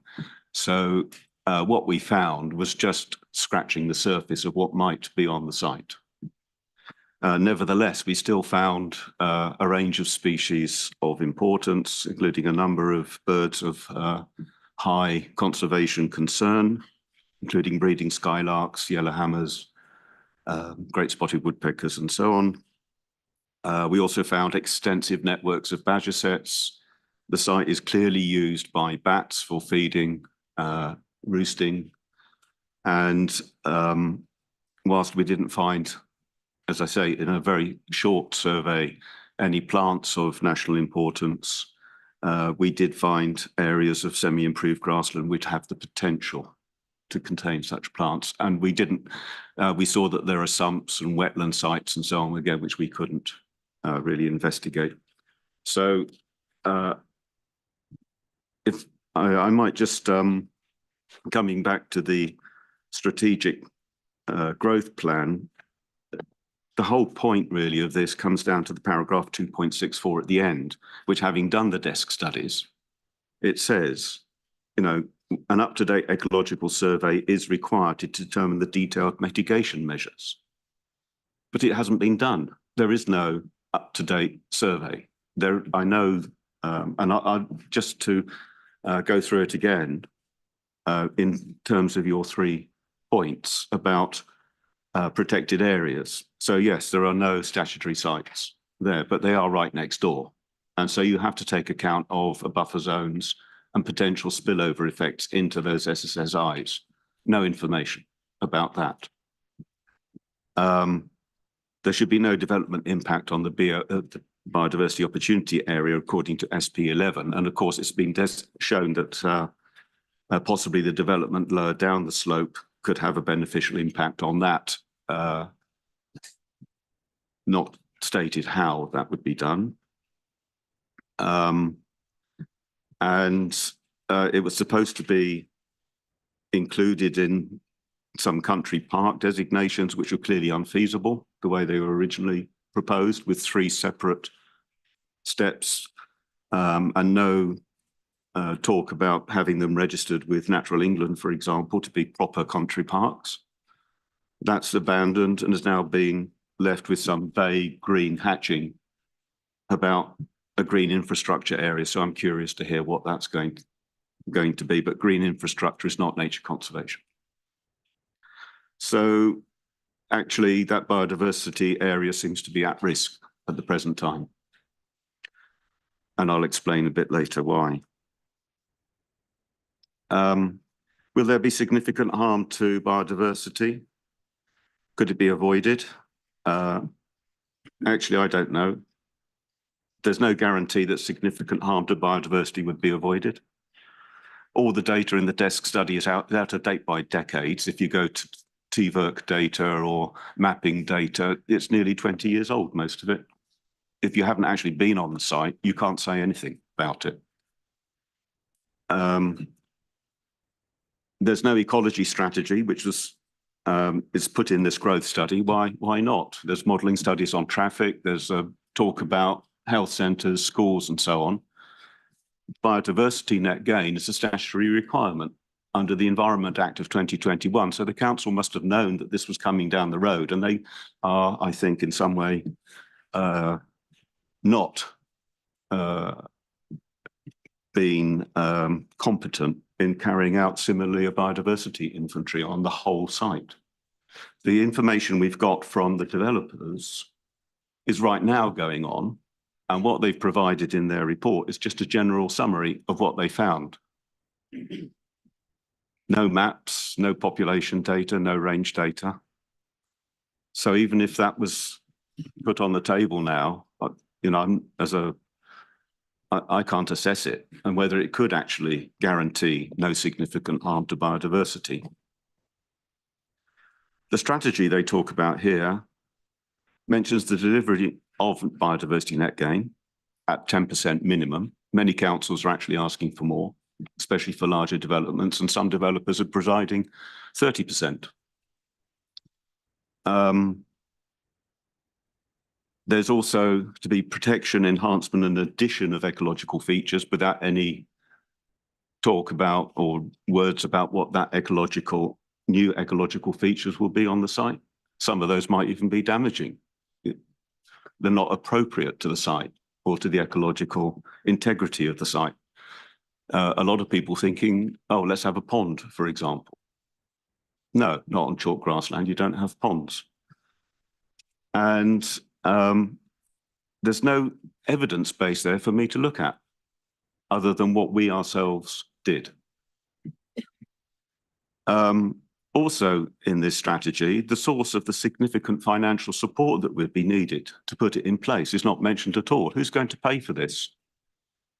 If it's biodiversity net gain, and we're talking about 30-year policies, there's got to be somebody who's going to put that in place.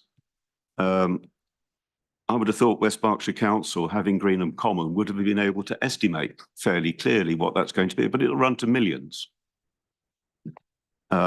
Also, because they want to have certain capital works and the long-term management and monitoring activities that have to go with that, including the mitigation of impacts from recreation, like dog walking, littering, trampling of the habitats, and also the control of access to sensitive areas within and beyond the site. I mean, how is that going to be dealt with? The management plan, the way this is written is that people don't understand what a management plan is. It's got to set out individual policies for everything at the site level, costed, staffed, and a governance system put in place. Who is actually going to be in charge of that management plan? How are they going to do it? How are they going to staff it? So many details are missing that I can't actually guarantee. I cannot say, no, that no harm to biodiversity will be done.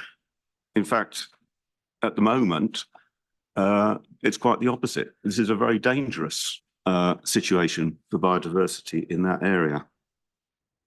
Okay, I think I've got the point. I could go on to your third one. Okay. About the loss. So you're right. There are no irreplaceable habitats in terms of bogs and so on, but actually veteran trees are in this category. There's a phrase about the retention of these trees, but also you have to prevent deterioration of irreplaceable habitats. And that could be caused quite easily by human activities, children climbing, sawing, making sculptures in the trees and so on. So how are they going to actually protect these trees? As not mentioned. So that's... Okay, so I think if I understand you right, there's two things about it. You say, in your expert opinion, and there is the nature of this land. Any idea? Oh, right, it's not fire alarm or anything alarming like that. Okay, right. So your preliminary ecological appraisal carried out in line with your institute's guidelines has revealed certain things, but it was very limited. The council hasn't done its own PEA, so you're saying that there isn't sufficient evidence to, I think, saying to justify in principle the allocation of this land. That, yeah. That's right. Okay. I would have thought that given the importance of this, they're just making assumptions. Okay. But in terms of the hierarchy of, you accept that it's not internationally, nationally or locally designated, the actual allocation site, it deliberately excludes the nationally and locally designated areas, i.e. the local wildlife sites, the ancient woodland, triple size, etc. Yes, I agree Yeah. with that. But because of its proximity, you're saying that an issue that needs to be investigated further at this stage before you can decide whether it can be allocated or not. It Yes, can't be- because the damage can be done. We don't know actually what's on the site. In fact, we know that there are great crested newts, for example, very close. The consultants, Baker consultants that are engaged are carrying out now more specific surveys exactly to discover that. But that's right now, not when this policy was being drawn up. So they had 2 years to actually engage some people to go out and do a proper look and come up with some proposals. But there aren't any. I mean, the priority habitat on the site, grassland. Well, there's about 16 different types of grassland. So, you know, what type of grassland are we talking about? What are they going to do with it? Okay, so lack of evidence, in principle, you don't think the site should be allocated because of its potential for biodiversity and its proximity to known biodiversity value, habitats, land. At this, I can't, in terms of your questions, that's correct. Whether the whole site shouldn't be allocated is a different thing, because if they'd done the survey first, they would have been able then to decide which bits should be managed in a way which is actually in line with the law and general national policies. They need to comply with the law, won't they? Yes. Sorry? They will need to comply with the law. They have to comply with the law. So why they didn't do the due diligence beforehand? Okay, so, right, in terms of what the policy requires, in terms of a process, to be dealt with through the master planning and the planning application stage, you seem to, I don't think you object to there being a biodiversity management plan, but you think it needs to spell out in more detail what that is. Well, exactly. How could I'm asked to comment on something which doesn't exist? No, I'm not asking you to comment on the biodiversity management plan. This is a land use policy for, the development taking place over many years. And one of the things that it requires is for a site-wide biodiversity management plan to be put in place. Yeah, well, that's great, and I think it should be. That is great. That's a good thing to do, and if you get the right surveys done, if it includes the funding that would be needed to implement it. Okay. But that biodiversity strategy doesn't, it says, oh, we're going to protect the areas, we're going to have this biodiversity net gain, but where is the other parts of the management, the governance, the financial sources to put it in place and guarantee it over the long term? So that has to be included in the terms of reference for any strategy. Okay. Yeah. Understood. Right, North East Thatcher Partnership. Thank you, sir. Not many points. The first point is just about the evidence, and the evidence on biodiversity and ecology is covered by the same national policy about plan making needing to be based on proportionate evidence. Obviously, as you'll know, sir, reference has been made to the work that's been undertaken by Baker consultants, and you've got the briefing note of March 2024 before you in Appendix 5 of the development statement. And that indicates, obviously, the surveys that were undertaken in 2019, 2021, 2023, including 6 visits in 2021, 3 in 23 for birds and bat activity, etc. It's all listed out there across the site. And the findings that are indicated in that note are entirely consistent with what's just been said on behalf of the parish council about what ecology interests of all different kinds are present or may be present on the site. It's that evidence is proportionate to the current state of play on the application. the parish council refers to the work they've done as a PEA. I think you said so in one of your questions, you know, in compliance with the Institute's guidelines. But in fact, I think a one-day walkover only going on public rights of way doesn't constitute a proper PEA in relation to, for instance, identifying the value of trees and birds and so on. So the evidence that you have on behalf of the consortium, the partnership, is more reliable. And that's, as I understand it, the evidence that in part has been taken into account by the council. There are no, I think, on the evidence that you've heard, representations that you've heard, no, forgive me for putting it this way, no ecological or biodiversity showstoppers that have been identified that prevent the site being allocated. In terms of BNG, what the Baker consultant's note identifies is that more than the 10% statutory requirement can be provided on the site, as you said, so within the red line. And that's on the basis of 2,500 units being provided rather than 1,500. So that's a biodiversity net gain that's not at risk, as it were, if the higher unit numbers are in fact allocated. And the final point, sir, is that on the wording of the policy itself, not a point that the consortium or the partnership takes. We're content that the wording of the policy provides the protections that you would expect at this stage, including providing for the processes at the application stage that you've drawn attention to, sir. So we're entirely content with the wording of the policy as it is. And in terms of the developer being responsible for and funding a biodiversity management plan that, for the reason said, would need to, you know, look long term to protect these things, that's something that can be delivered by the developer and would be expected on a site like this, sir. Absolutely. Okay, thank you. Right, that's from Town Council. Yeah, thank you, sir. So I'm not an expert on biodiversity itself, so I'll just make a few observations about the implications. So firstly, as far as the biodiversity net gain goes, it's unclear how this will be provided because the Thatcham Strategic Growth Study accommodated about 30% of its land as non-developable. The policies map that accompanied the Reg 19 consultation had 16%, and we now have a third proposed settlement boundary. I haven't been able to calculate the proportion of that, but presumably the available biodiversity net gain will depend on the area of that site, which is a community infrastructure or country park or whatever it's called, and it's also not clear what that is. What is the nature of it? Is it mowed grass? Is it allowed to? Is it wildflowers?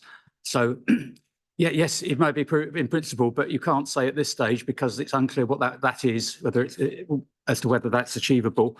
I would also note that that's probably on the next section actually on relating to green infrastructure buffer. The other point I'd make is... Sorry, can I come on to... I've got some questions about the green. Yeah, no, so the other point I'd make is that come back to this later, but the settlement, the definition adopted by the Council of Settlement Boundary implies that that its suitability has already been assessed. And as has been indicated, there are considerable doubts about whether that's happened. So that will be a matter to be raised when we come back to the settlement boundary later in this session. Thank you, sir. Related a question I had about the LVIA process. Anyway, right. Any other comments about biodiversity, specifically biodiversity?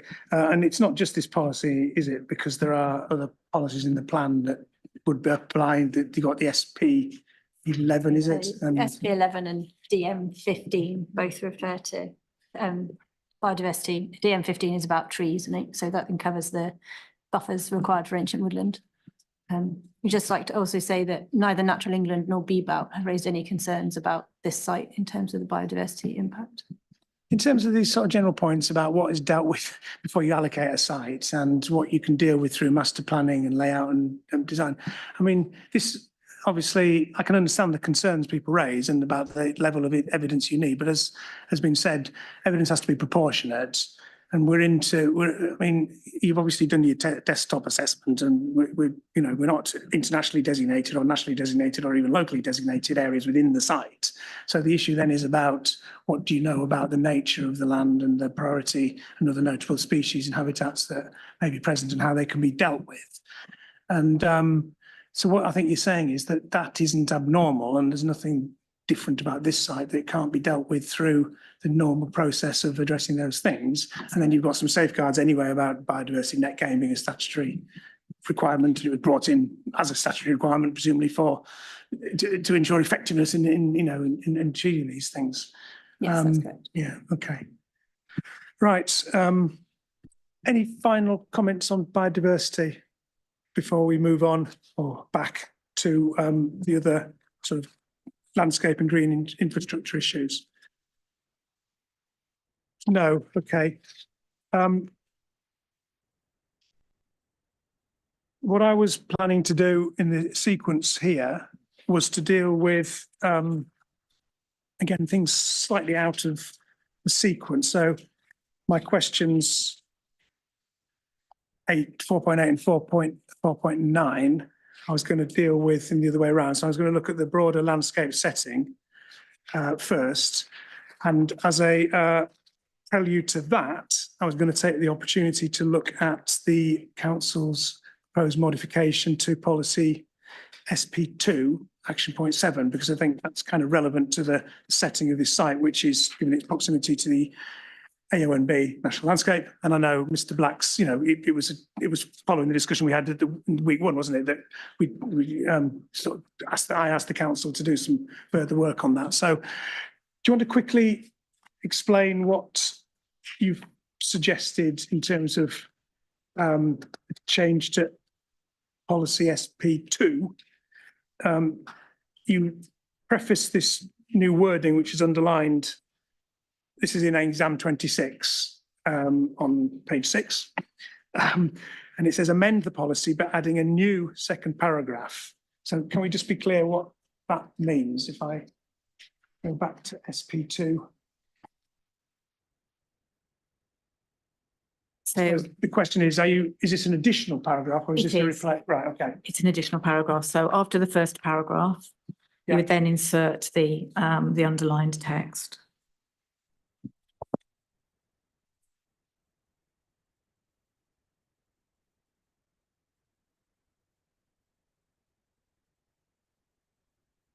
Okay, thank you. Right. Okay, well, people have had a chance to look at it and read it, in particular, Mr. Black. Any comments that you wish to make on that additional paragraph? No, we're happy to see that in there as a paragraph. And that broadly addresses the concerns you'd raised about the consistency with national policy and the setting of the AONB. Correct, yeah. Okay, thank you. So that kind of that would be relevant to this development. Yes, because it's clear that it's within the setting of the AONB. And it picks up the issues about the landscape character of land within and adjoining, and the issue about views between the AONB and others. Okay, thank you. Right, okay, well, has anyone else got any comments about SP2 as modified? No. Right, thank you. So let me move on then to the landscape setting.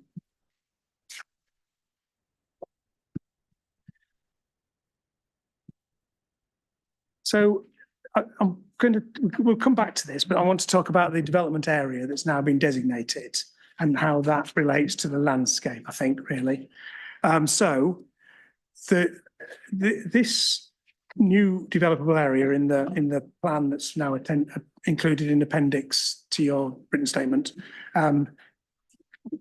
it defines a developable area and it also sets the settlement boundary there. And I think you say that it takes account of site constraints such as the gas network pipe running across the northern part of the site, so you couldn't build there anywhere. Adjoining ancient woodland, and we've heard points about sort of buffers and distances from those. I think there are some buffers marked out on one of the maps in the Thatcham Strategic Growth Study. But anyway, this settlement boundary would be a distance away from the ancient woodland and the local wildlife sites, etc. Okay, so that's that. And then it also takes account of rising land levels. I'll come on to what that more specifically is, because there's some topographical information in the growth study, isn't there, about that? You also say it's informed by further work using the council's density pattern book study and details in the growth study, the landscape sensitivity capacity study, and also the consortium's master plan. So a whole range of things that you've looked at there. You're nodding, so yes, that's the range of information. In terms of the growth study, there's a map and some cross sections or longitudinal sections through the site that kind of illustrate the rising land going up broadly from south to north. And the developable area, I think there was reference in one, it may have been in the growth study, to the 105-metre contour line. And that, I think, is defined in the growth study as a height that if you went above that with two-storey houses, presumably, or houses of a certain height. I'm assuming so. If you kept below there and those building heights, there wouldn't be views of those buildings against the skyline. It would be against the backdrop of the woodland further up the hill. That's correct. And that was assessed from various vantage points, presumably. Yes, as part of the background to the. Yeah, growth study. okay. Well, we'll see if people have got any views. So that when you say that the developable area has been defined, taking account of rising land levels, that's going back to that bit of analysis essentially, and the other things that we've talked about. Yes, that's correct. Okay. Okay, that's fine. The policy, I'm now looking at a bit of the policy that is got the heading landscape. And you've modified this slightly. Development proposals for the site will be supported by a landscape and visual impact assessment. And it goes on to say this will inform the final capacity, development, design and layout of the site and the requirements for green infrastructure, provision of open space. So when it says final capacity, is that suggesting that the around 1,500 could be more, could be less, based on that essential? Well, there'll be other factors, I guess, but that could be one of the things that could constrain it or potentially allow more? Potentially, I mean, the policy is worded as approximately 1,500 dwellings. So yes, it that, says that's what we're looking for approximately, and the landscape work that would be carried out would then set the final figure for the site. So the landscape work could, I suppose it could put a limit on the capacity, which could be slightly more or slightly less, but there could be other factors that would influence it. But the landscape one would be something that would override others.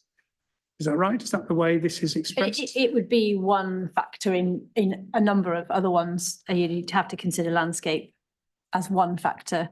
In different parts of the site can have different capacities depending on, the assessment of those sites and the impact on the landscape and other factors.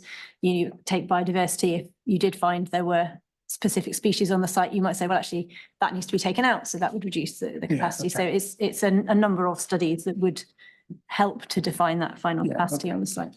Okay, so it would inform the final capacity. So it's not the overriding. Okay, but in terms of where you've drawn the settlement boundary line again, that was largely driven by the landscape assessment and the topography and the buffers from the ancient woodland. Yes. Yeah, okay, fine.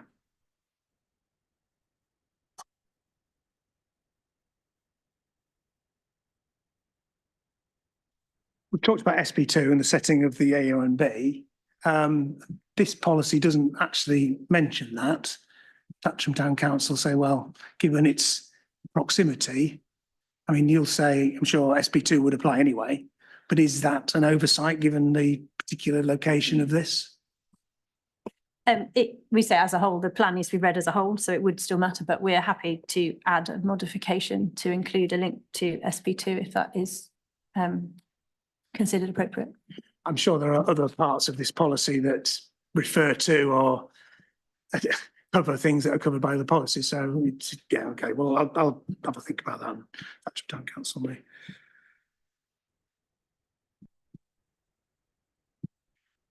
Right, thank you. Okay, well, that's helpful in terms of the landscape setting. This is my question 4.9. I'll come back to what the plan is proposing in terms of green infrastructure, provision and open space, etc. But in terms of the context and what it says about landscape and the assessment, further assessment work that's done, that's fine. Thank you. So anyone else wish to comment on this particular? Yeah, Mr. Black.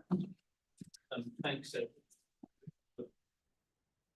Apologies. A couple of points.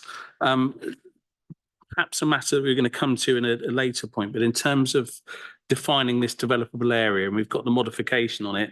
You mentioned that it's taken into account those other bits. You mentioned the gas pipeline. You may have also been aware there's an oil pipeline that runs along the front of the site. That's your reference in that it's figure 39 of the Thatcham Strategic Growth Study, page 40, and there's a diagram that shows that oil pipeline, and paragraph 2.27 says that's subject to a 6-metre easement to presumes either side of it.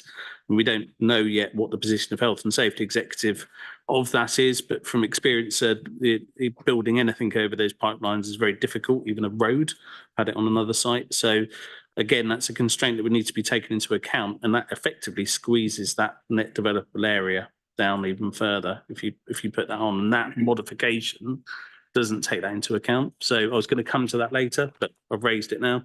Yeah, I've got some other questions about how the development area, what it means for the density assumptions, the layout and things. So we'll come back to that. So thank you.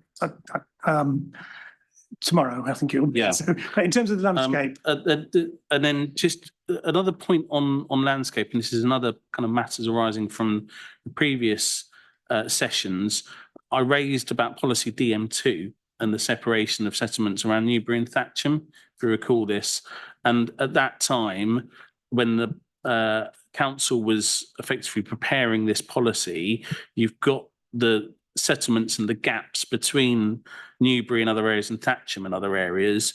And effectively the gap between Thatcham and Upper Bucklebury was effectively left. So this is paragraph 9.13 of the supporting text.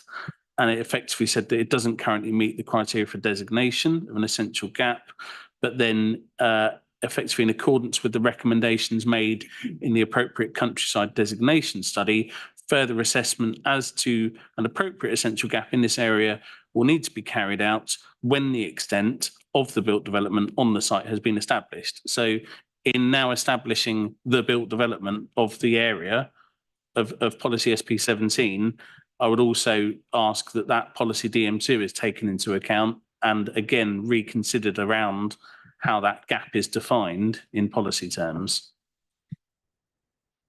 Okay, so we discussed, and I haven't come to a view about the role that DM2 policy plays on top of other restraint policies. Here we again have a situation whereby you've got clear policies that constrain development further up the hillside, outside the settlement boundary, the woodland, etc. But you're saying that you would like to see a broad designation running east to west or whatever between Bucklebury and the extent of this developable area with that specific sort of designation.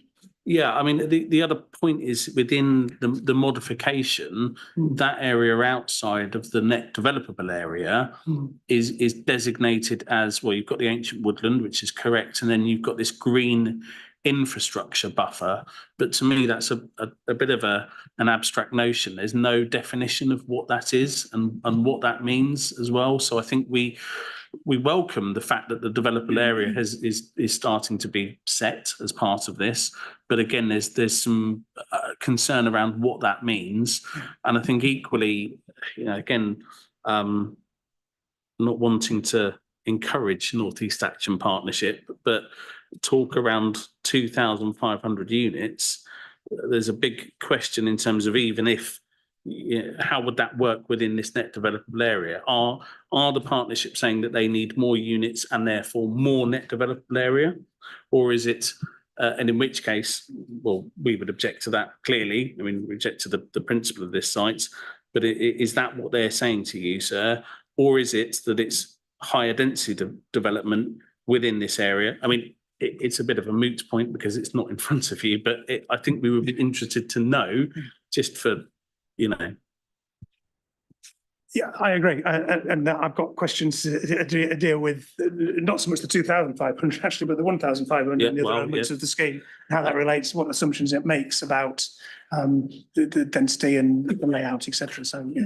I've got some other points just around the modifications of the policy. I can hold on to those or give you those now. To which part of the policy, So sorry? just, this is more on the council's modifications and response to your question 4.7. Do you want me to come back to those or? 4.7. Sorry, this is 4.8, sorry. Yeah, you mixed it with my silly referencing Sorry, and yeah. numbers. No, I'm going to come on to question 4.8, Okay, I'll the hold. green infrastructure. So I was trying to just deal with the question 4.9 first, which Yeah. is more about the setting before looking at what the policy is actually proposing in terms of green infrastructure provision. So Yeah, I'm happy that, okay. yeah, thank you. Yeah, so, yeah, okay. Anything else? Yeah, Northeast Partnership. Thank you, sir. I'd just say a word about the evidence, and then I'm going to ask Mr. Richards, who's to my left, to say something about the landscape. And then there's a policy point which follows on this issue from Mr. Spry. It's pretty clear, sir, to us that the council hasn't based its change in terms of overall numbers or capacity for the site from 2,500 down to 1,500 on landscape or the setting of the national landscape. That's absolutely clear. That's not what's said in the SA about the difference between the two and why one goes to the other. It's also clear from the council's own work that they commissioned from David Locke Associates, which you've seen, sir, and we cover up extensively in our work. And just to quote the conclusions of that document in relation, first of all, to the AONB as it was at the time, the conclusion was, although the site's proximate to the AONB, due to the topography and woodland cover, there's little intervisibility between the two if an appropriate buffer is included in any proposals.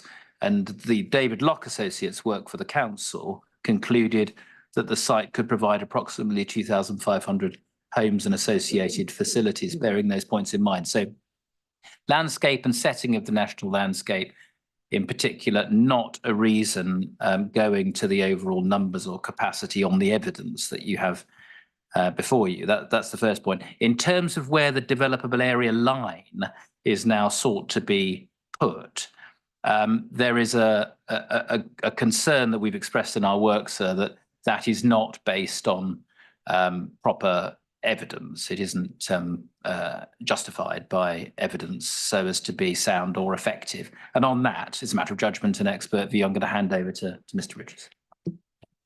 Good afternoon, sir. My name's Peter Richards. I'm a landscape architect. I've been assisting the partnership since 2018 on this project. With regards the evidence-based material for the extent of development on the site, in the David Locke Associates work, that is identified after quite a bit of analysis work in their documents, sir. For your reference, that's pages 58 through to 72. And in those pages, they map out the site's strengths, its weaknesses, its opportunities, its threats.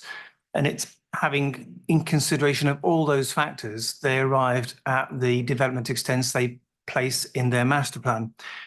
Similarly, working within our team, that same work, that analysis and evaluation in matter 4 of our submission is present in pages 161 to 178. And that analysis shows you how we've arrived at the development extents. If I could take you to the development extents put forward by the council, which is present in either Annex C or Annex E, that's C for Charlie, E for Echo. I do have some difficulties with this, sir, because the line that they have plotted here, he's been provided without any evidence base. There certainly isn't any landscape evidence base in support of this line. If I could show you 2 examples to better explain my discomfort. If you go up to the northwest part of the site, it's the part of the site we call Dunstan Park. And the council explained a moment ago that they've defined the northern extent of development there by a gas main. that's just not good enough. You don't have just a line running across the landscape. That line has got no relationship to the woodland adjoining it to the north, no relationship to the watercourses that pass through it, no relationship to the contours and the lie of the land. So it's not been designed in consideration of landscape matters. The same applies to the far eastern side of the site. So now we call that Colthrop Manor, where the left-hand side appears to run around a 100-metre contour, and then there's an arbitrary line from the corner of Colthrop Manor's ownership running eastwards across to the eastern boundary of the site. It's just placed there by pure convenience, for a convenience line on the map. It's not been designed. The interface between the countryside and the development's not been designed. There is no landscape evidence base in support of this line. That's where my discomfort lies with the approach the council are taking in defining this new 1500 settlement boundary line. Thank you. Okay, well, yes, well, I'm going to come on to the justification, the broader justification for the where the line's been drawn and what it means for the development proposed. Understand the points. And I'll get the council to come back. But I think the council's point is the line settlement boundary in the developable area is not just defined by landscape. It's a range of factors. But maybe, we need a bit further explanation of that in due course. But in terms of the landscape setting, leaving aside that precise bits, those bits of the line that you don't think are justified, basically what you're saying is going back to the Thatcher strategic growth study and the landscape work there informed by David Locke and from your own analysis that there is capacity for more than 1,500 and in fact 2,500 is there, and that would allow in certain parts. I mean, I'm just looking quickly at the development area, the concept plan that you put forward that shows development extending further north, basically, and I think a bit further west as well, on the western side of the site. So that's the sort of areas where you disagree most. Actually, it's part of the central area of the site going a bit further north as well. So that's where you think your landscape analysis would demonstrate that would be acceptable in principle. So you don't think that by setting a clear settlement boundary at this stage, as it has been done, is justified by the council in landscape terms, capacity terms? A short answer, sir, yes. Yeah, okay, understood. Right, well, we'll come back to that. Anything else in terms of over this side? Thank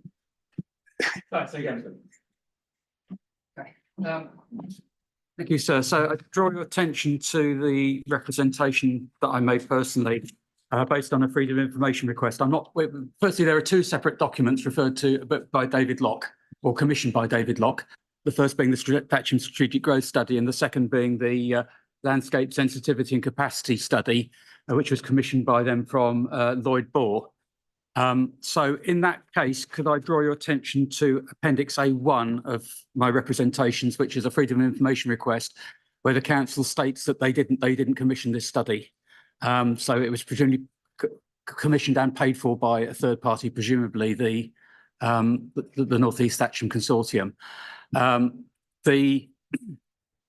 This document is rather curious because there's a statement in the executive summary that the study,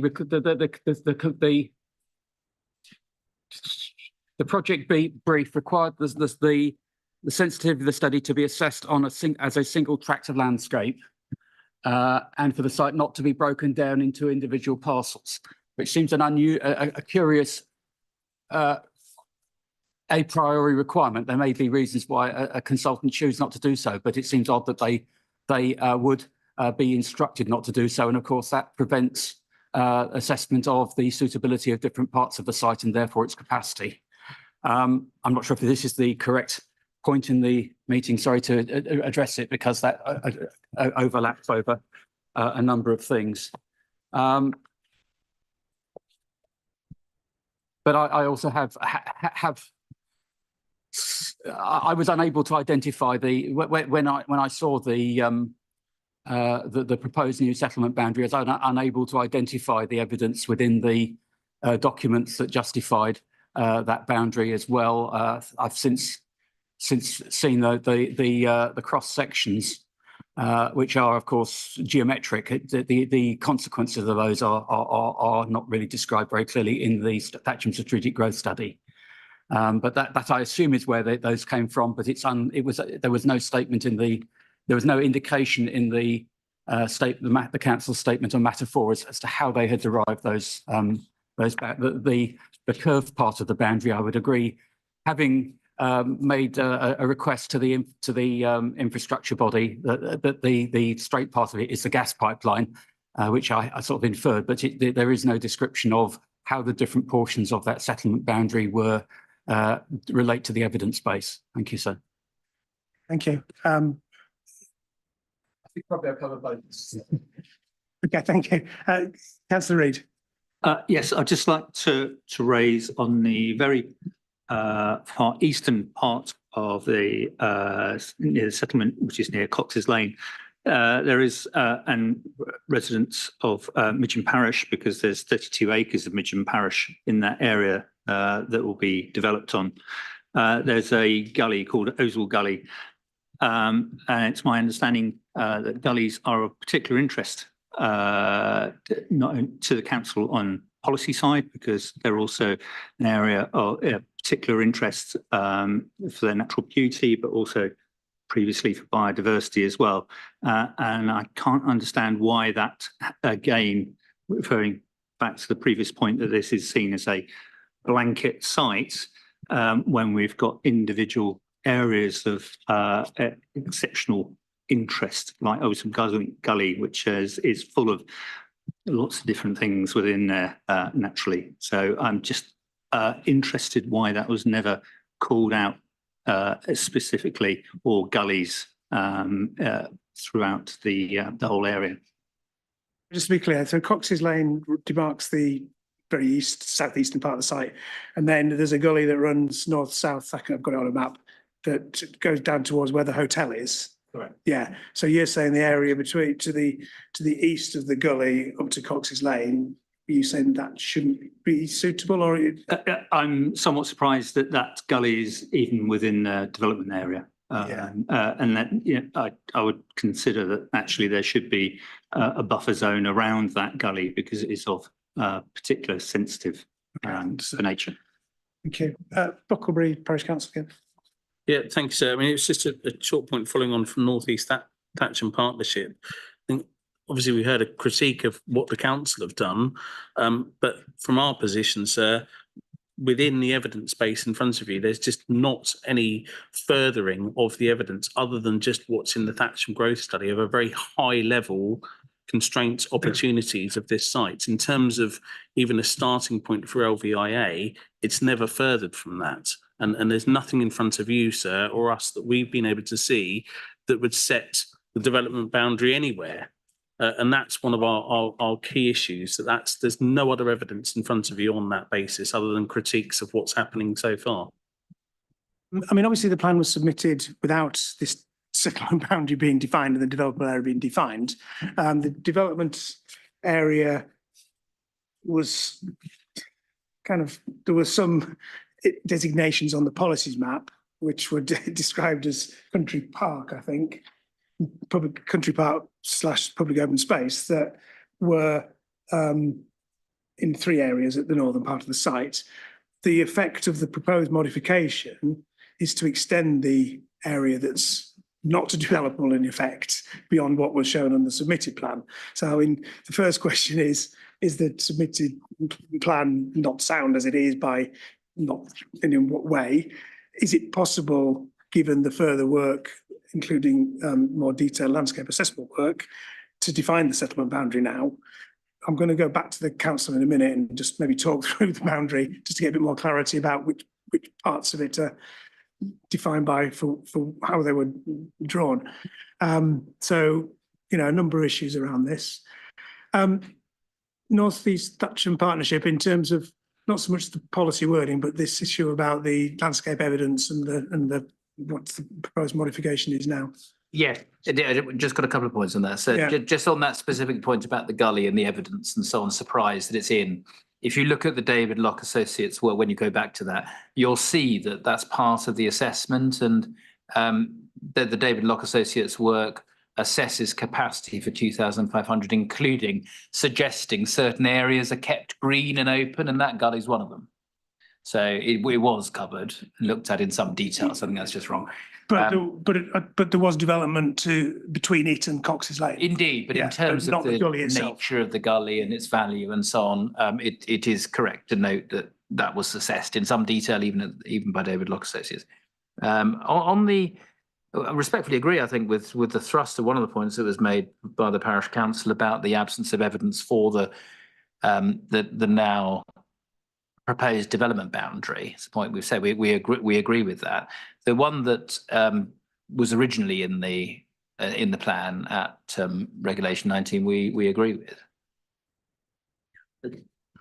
Agreed with the site map that was included in the submitted plan with the smaller areas of country park open space. No, but we agreed with the principle that the allocation should be defined by the red line boundary. Yeah. With the policy providing all of the parameters, including but not limited to landscape and visual impact, to define the ultimate built area. And it seems that the proposed boundary in the main modifications is a response to a sort of question about whether you need a settlement boundary for a future development. And it's taken us down a route of changing the entire form of the proposed allocation in the plan in a way, well, we've described it's not justified, and we may well come back to all of the factors that have purportedly justified the boundary the council are now proposing. But the ultimate question, as I understand where this came from, was does the settlement boundary need to be changed around North East Thatcham, and how could a new settlement boundary be defined? And I guess the council have leapt to the answer that there's a requirement now to draw a line on a map ahead of a whole series of different bits of work being done. And we say you don't need to define, given the nature of the work that's being carried out to date, you don't need to define a line within the gross red line area, and that ultimately you can define a settlement boundary either once that work has been carried out at the application stage, and then to be taken forward in a future plan, or indeed once the development itself has been carried out. Because if one imagines hypothetically a planning application coming forward on the whole site, it will have a master plan, it will have a parameter plan that will define the areas that will be developed. It will have to be accepted by the council before permission is granted, and there'll be a section 106 that won't allow, development beyond the parameter plan for development. And then once the development is complete, a local plan can, at that stage, can subsequently come along and delineate a new settlement boundary. So we're not clear.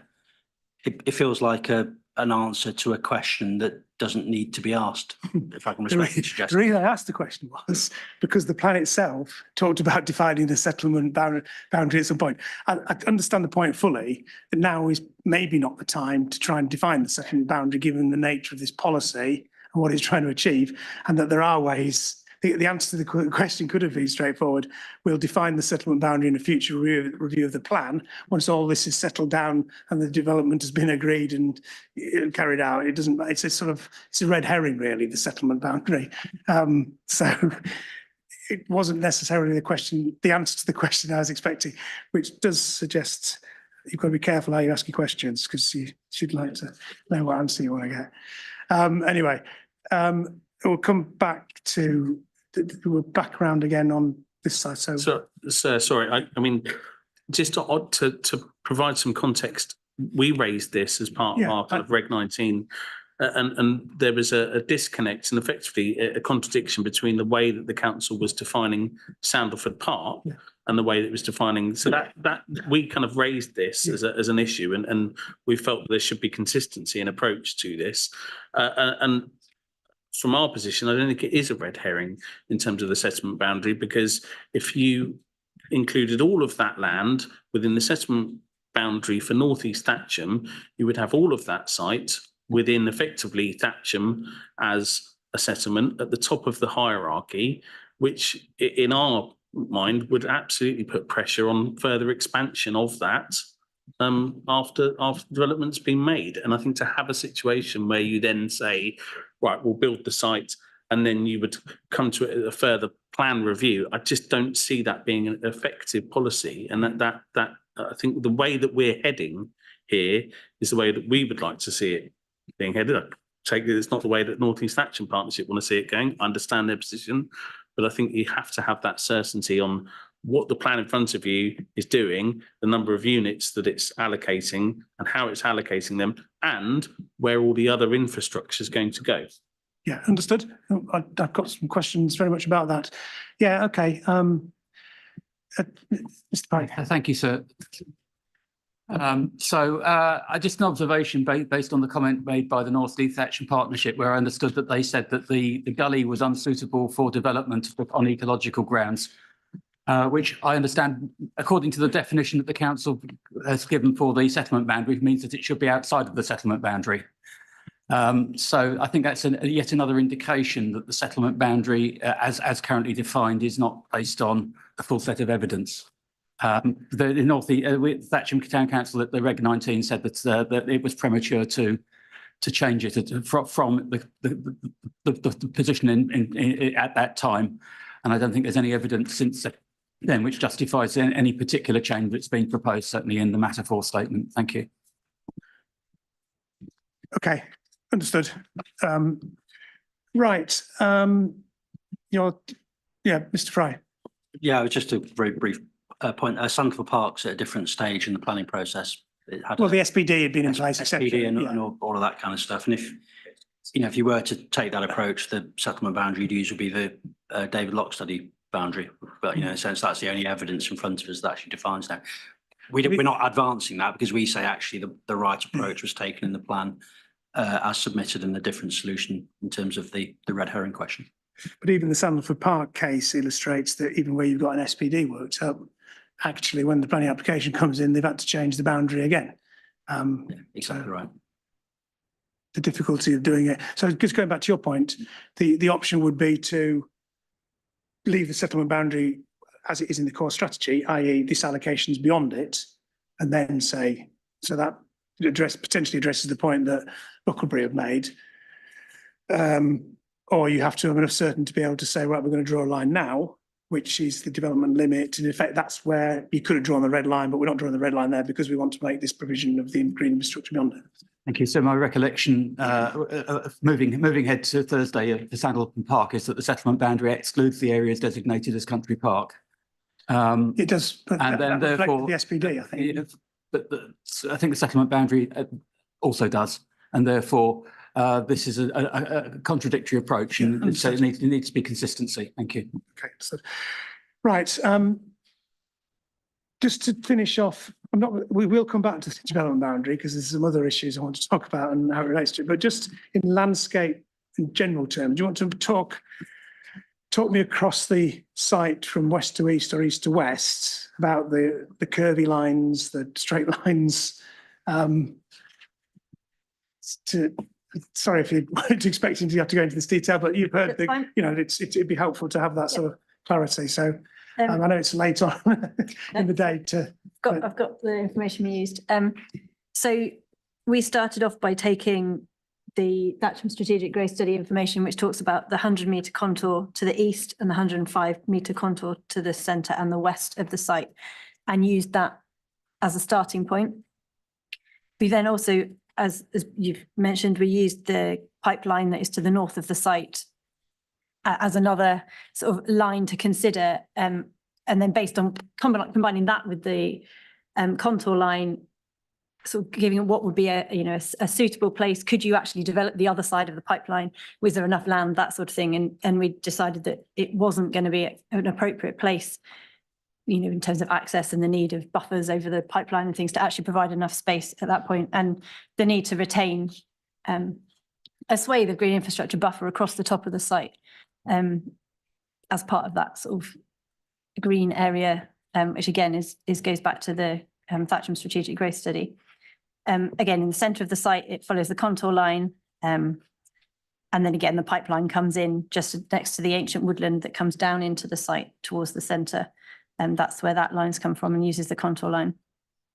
Again, moving on to the sort of the eastern side of the site, again, that uses the contour line around the ancient woodland. That's the ancient woodland buffer. The minimum buffer required by the policy, I can't remember which policy, is 15 metres. So that's what that is set on. The Thatcham Strategic Growth Study uses 25-metre buffer, but given the sort of the minimum amount from Natural England is 15 metres, that's what that takes into account. And that's set around the ancient woodland. And then moving that across to the east, looking at the development going across to the east and keeping that towards the southern point of the site.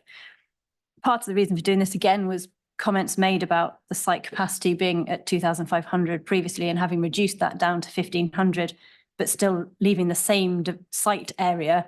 So part of the reason for bringing this in is to sort of define where we see that 1,500 houses going rather than just leaving the whole site open, which then does have potential for, much more spread out development or even a higher number coming in, which isn't what the policy is trying to achieve.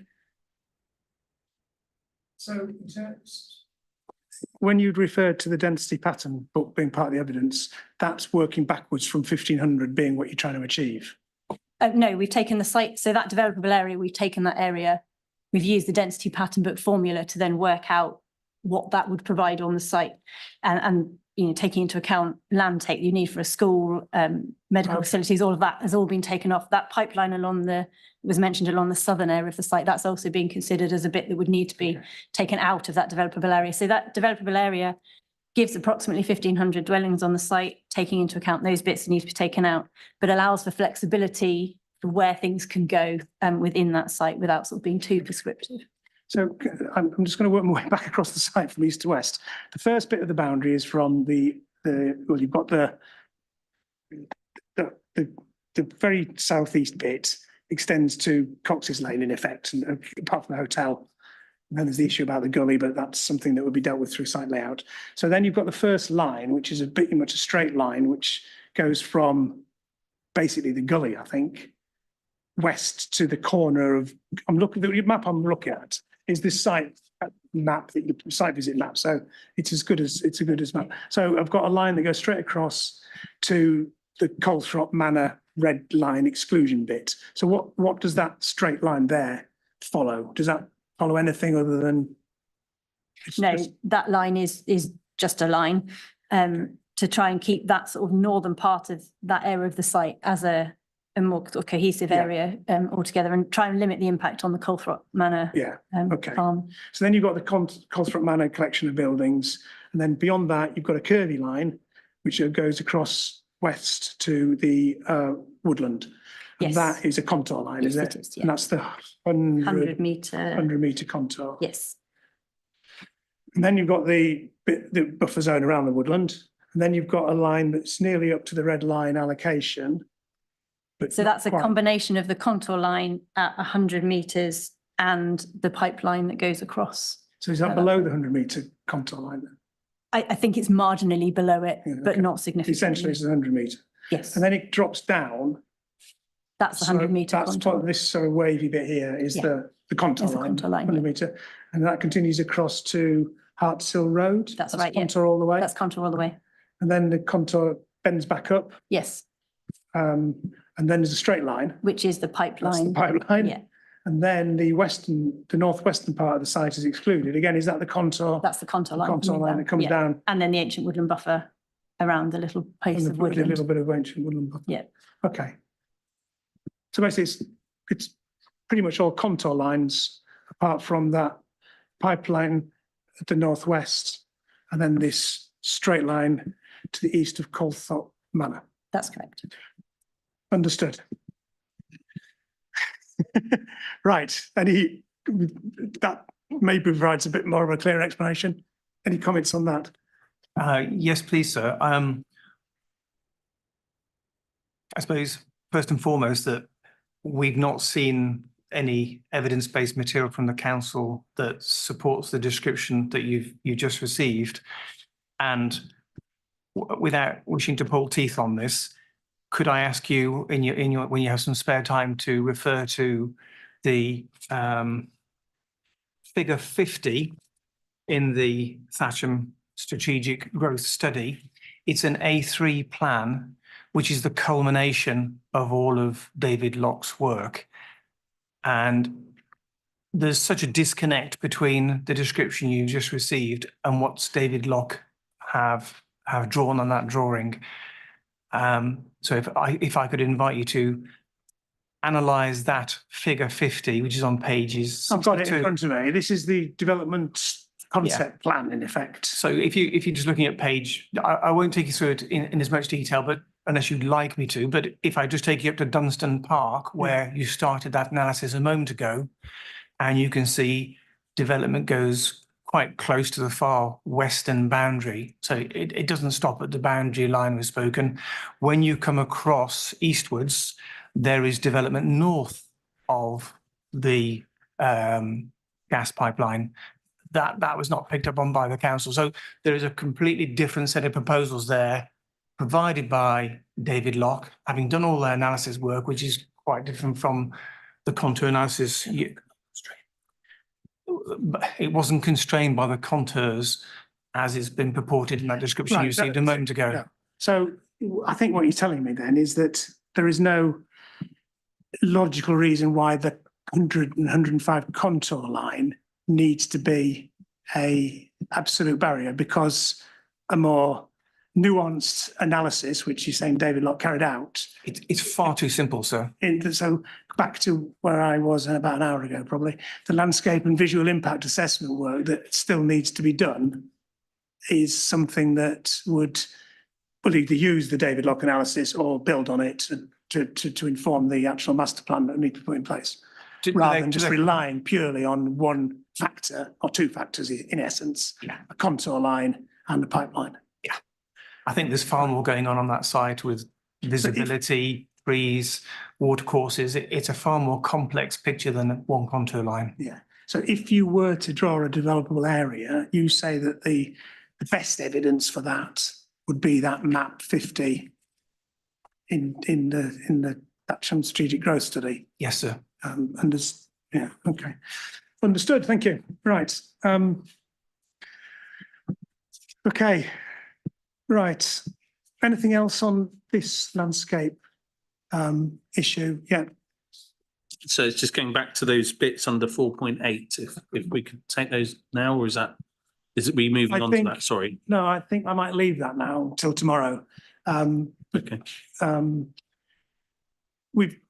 I'm confident we've got time tomorrow to deal with the remaining items on the agenda, including that. I don't want to rush through. It's 20 to 5. We've had quite a long day. Your examination. I'd rather the whole issue about the approach to green infrastructure and landscaping, etc. I've got quite a few questions about that and what that actually entails. So rather than trying to rush it through now in the last 15, 20 minutes, I think we'll leave it. So Thatcham Town Council. Thank you. So I just observe that it appears to me that more weight is being given to the Thatcham Strategic Growth Study, or how definitive it is, than its introduction would suggest, how it describes itself. Thank you. Understood. I think what was put to me was that rather than relying just on a pipeline and a contour line, there is a deeper analysis that has been done, taking account of those factors that, I ought to think about it rather than just relying on what the council have done now. But I think the strategic growth study doesn't regard itself as definitive or final either. So hence the way the policy was phrased, by relying on this landscape visual impact assessment, further work, etc. Right, good. So I think, as I say, the advantage of breaking now anyway is it gives me time and everyone time just to reflect a little bit on what we've talked about so far and thinking about the green infrastructure, the approach to green infrastructure provision, etc. As we move on to that, and indeed some other questions around master planning and the development area and those sort of things. So we can come back to that. So, yes, sorry. Sorry, sir, just one comment that came to me. The council have talked about the development capacity of the development boundary. and they've said they've gone through an exercise of applying the pattern book, and then they've produced a land budget, taking out land for a school, etc. I'm not sure the examination has that information. It'd be quite useful to understand how they've arrived at that capacity, what they've deducted. Because at the moment we have a yellow development boundary with no real mathematics behind how that accommodates open space requirements, certain densities, school, or we're not sure we know how big the school site's going to be from the earlier session this morning, community facilities, local centre. So I think a land use budget to accompany their derivation of the master plan would be quite useful to understand. You're the second person I think I've anticipated some of the questions I was going to come on to in relation to question 4.8. Part of the reason I want to break now is I don't want to, brush into that. I think having a break and we'll go back through that. I've got, questions associated with that. So thank you. So unless there's anything else anything further you want to say on landscape now, or any other points arising from today or queries about tomorrow? No. So just to clarify then where we've got to, we're on issue 4.7 and we've dealt with question 4.9 and we've dealt with AP7, the setting of the A and B. We haven't dealt with question 4.8 yet, but we have dealt with the subsequent one on the agenda, which was biodiversity, question 4.14. So we'll resume tomorrow morning at 9:30 back on the green infrastructure, the approach to green infrastructure provision on the site, both within the developable area and beyond the developable area on the buffer sort of zone. Okay, so thank you. That was helpful today. And I'm confident we can get through the rest of the agenda items tomorrow on this site. So thank you. And I'll see, I assume most, if not all of you, tomorrow morning at 9:30.